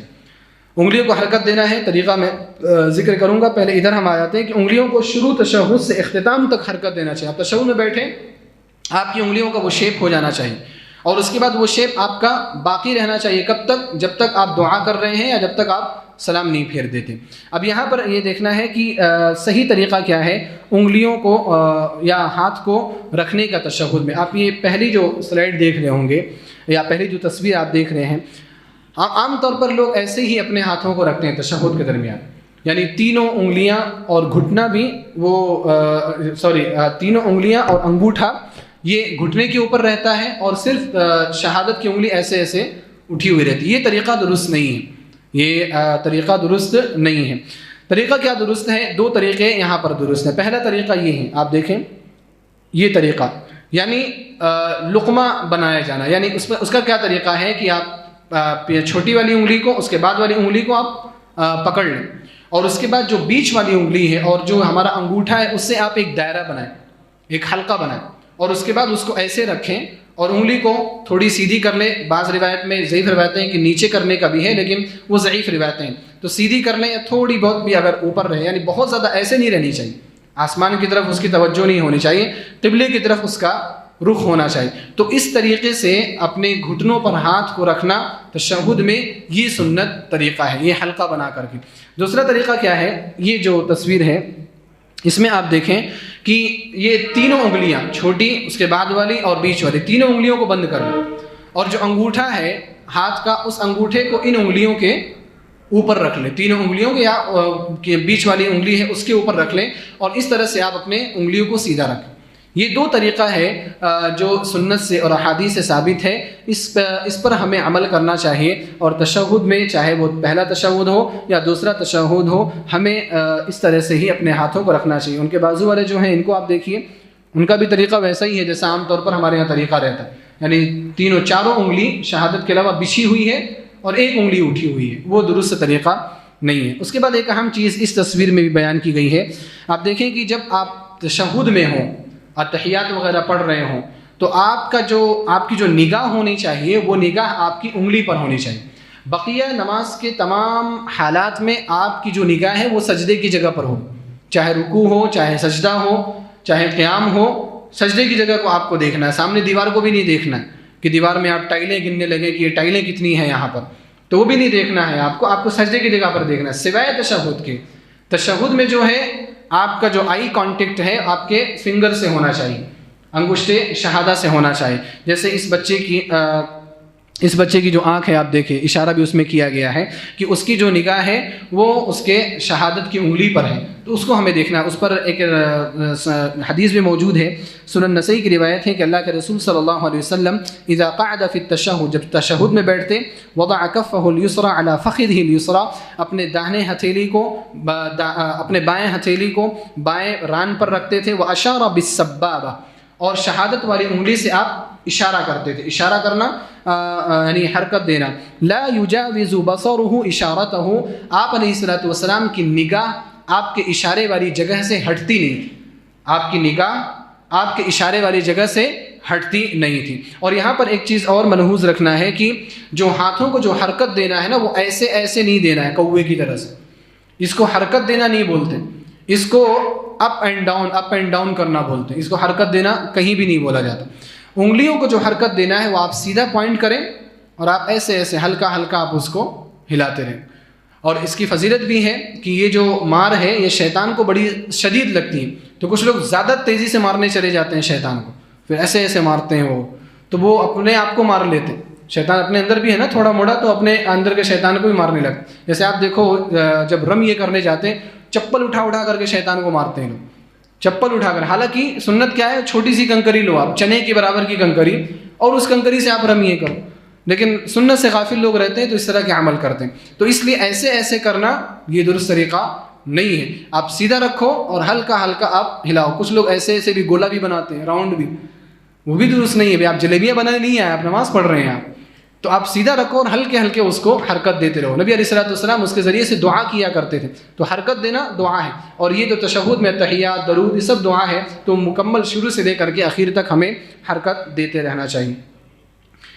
اس کے بعد ہم آتے ہیں کچھ انفرادی باتیں یعنی جس کے لیے مخصوص سلائڈ نہیں کر سکتے. کئی باتیں ہیں اس میں. پہلی بات یہ کہ دوسری رکعت کے لیے اٹھتے وقت جلسہ استراحت کرنا مسنون ہے. جلسہ استراحت یعنی آپ آرام سے بیٹھیں، اس کے بعد آپ دوسری رکعت کے لیے اٹھیں. ڈائریکٹ سجدے سے ڈائریکٹ آپ اٹھ کر کے دوسری رکعت کے لیے آپ چلے جائیں، یہ مناسب نہیں ہے، یہ سنت کے خلاف ہے. ایسا ہم نہیں کہہ سکتے کہ جو ایسا نہیں کرتا اس کی نماز باطل ہو جائے گی، لیکن وہ ایک سنت کو چھوڑ رہا ہے. آپ ایک رکعت اور دو رکعت کے درمیان نا فرق رکھیں. ایک رکعت آپ کی مکمل ہو گئی، تھوڑا سا بیٹھیں، لائٹ، بہت زیادہ بھی، تھوڑا سا بیٹھیں، اور اس کے بعد آپ دوسری رکعت کے لیے اٹھ جائیں. اگلی رکعت کے لیے اٹھتے ہوئے ہاتھوں پر ٹیک لگا کر کے اٹھنا چاہیے. ہاتھوں پر ٹیک لگا کر، گھٹنوں کے سہارے نہیں اٹھنا چاہیے.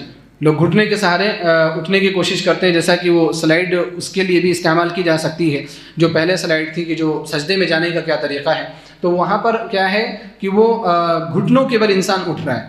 تو گھٹنوں کے بل ہمیں نہیں اٹھنا ہے، ہاتھوں کے سہارے سے اٹھنا ہے. اب ہاتھوں کے سہارے سے بھی اٹھنے کے دو طریقے رائج ہیں. صحیح طریقہ کیا ہے، اپنے آپ ہاتھوں کو آپ کھلا ہوا رکھیے، اور ہاتھوں کو کھلا ہوا رکھ کر کے اس پر ٹیک لگا کر کے اٹھیے. کچھ لوگ اس طریقے سے اٹھتے ہیں، یہ شیپ، اس کو کیا بولتے ہیں، آٹا گوندھنے والا طریقہ، آٹا گوندھنے والے، اسی سے آٹا گوندھتے ہیں.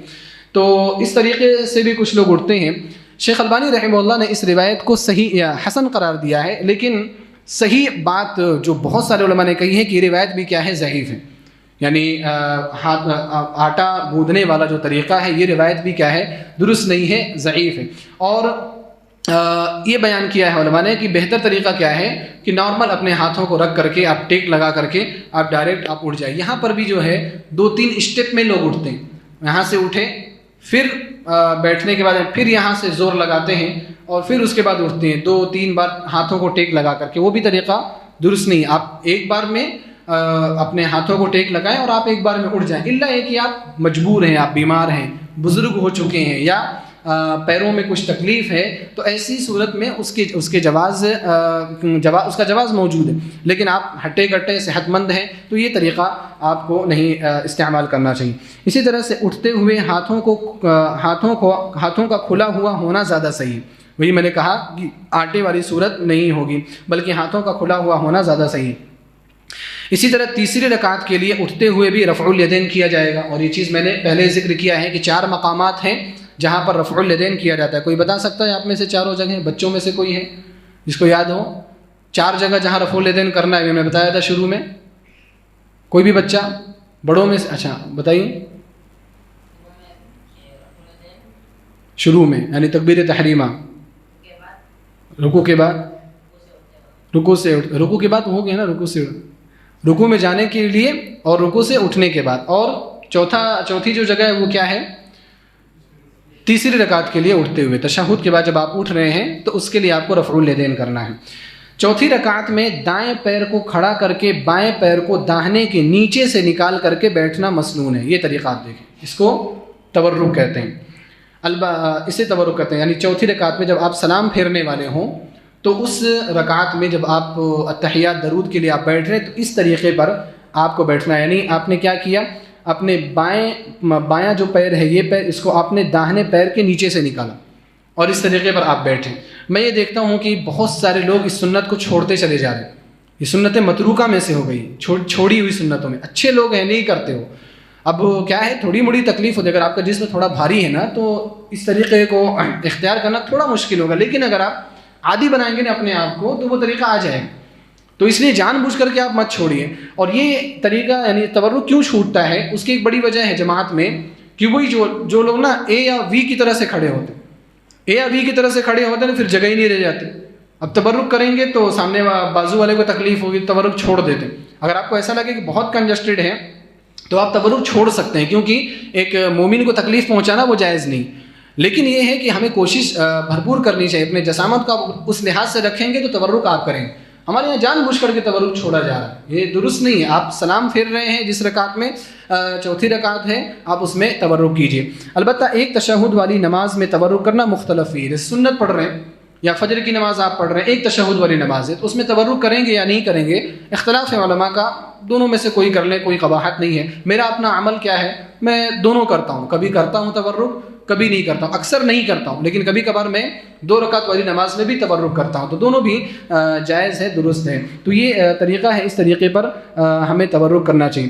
اسی طرح سے جب تشہد وغیرہ میں بیٹھ رہے ہیں نا، تو ہمیں اس طریقے سے بیٹھنے سے پرہیز کرنا ہے. اس طریقے سے بیٹھنے سے بھی ہمیں پرہیز کرنا ہے. یہ تشہد میں اگر ہم بیٹھ رہے ہیں، پہلا تشہد ہے، تو یہ طریقہ بہتر ہے. جو یہ انگلیاں جو ہیں یہ پوری ملی ہونی چاہیے، جیسا کہ اس سے پہلے والی تصویر میں واضح ہوا. اس میں ان کی انگلیاں بہت زیادہ کھڑی ہوئی، مطلب اوپر ہیں کچھ انگلیاں. آپ سائڈ والی انگلیاں دیکھیں وہ تھوڑی اوپر ہے. تو ہمیں کوشش کیا کرنا ہے کہ اس کو زمین سے ٹکا کر کے رکھنا ہے، اور وہ بہتر طریقہ ہوگا.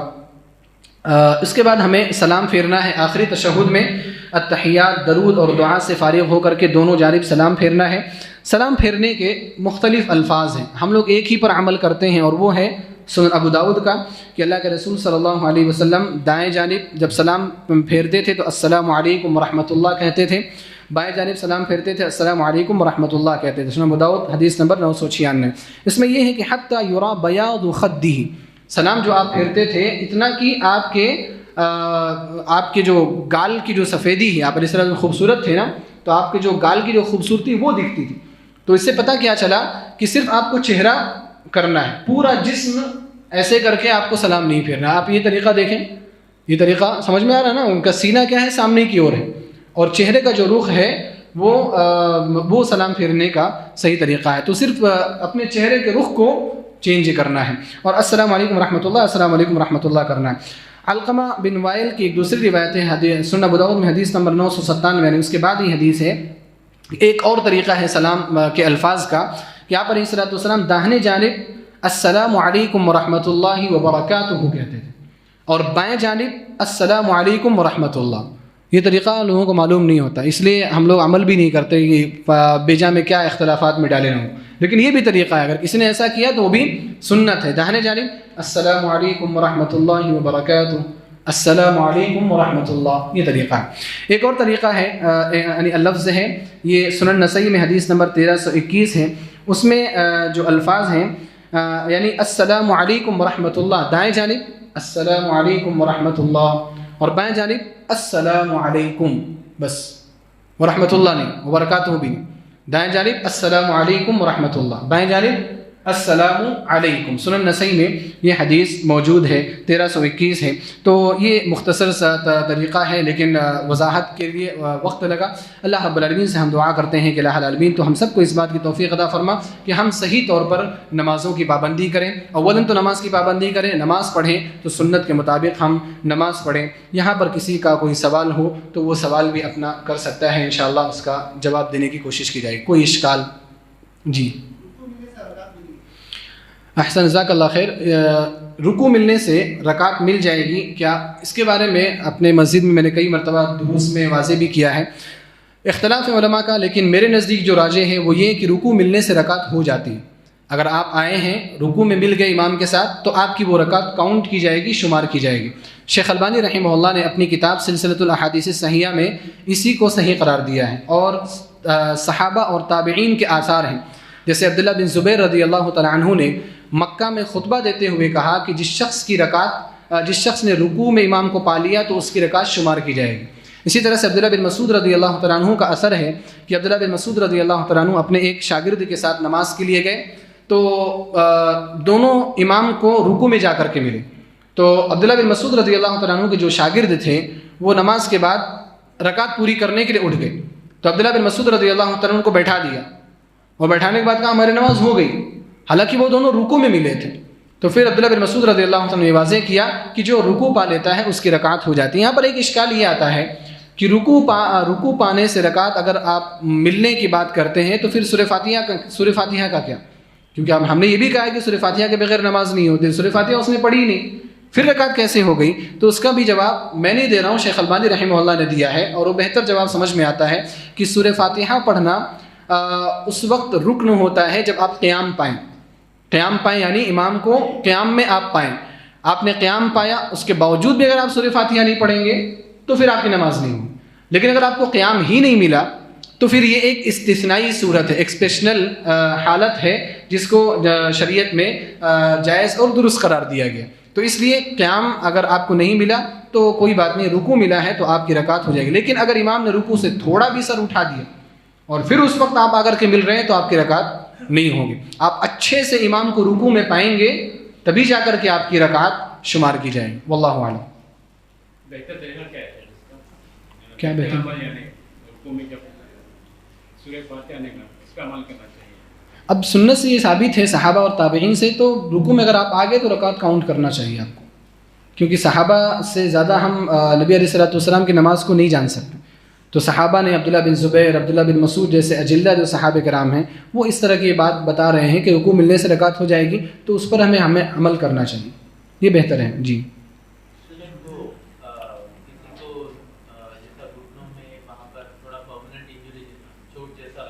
جی ہاں ہاں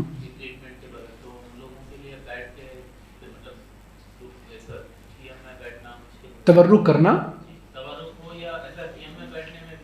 ہاں تو دیکھیں اگر تکلیف ہے، مصیبت ہے تو پھر اس میں بہت ساری چیزیں چھوڑی جا سکتی ہیں، لیکن اسی حد تک جس حد تک آپ کو تکلیف ہے، تو اگر آپ جیسے تھوڑی موڑی تکلیف ہے اور تبرک میں بیٹھ سکتے تو بیٹھنے کی کوشش کرنا چاہیے، لیکن بہت زیادہ پین ہے، صبر نہیں کر سکتے، بہت زیادہ اوور ہو رہا ہے، تو پھر اس وقت آپ تبرک چھوڑ سکتے ہیں سنت، لیکن کوشش یہ ہونی چاہیے کہ سنت کے مطابق ہماری نماز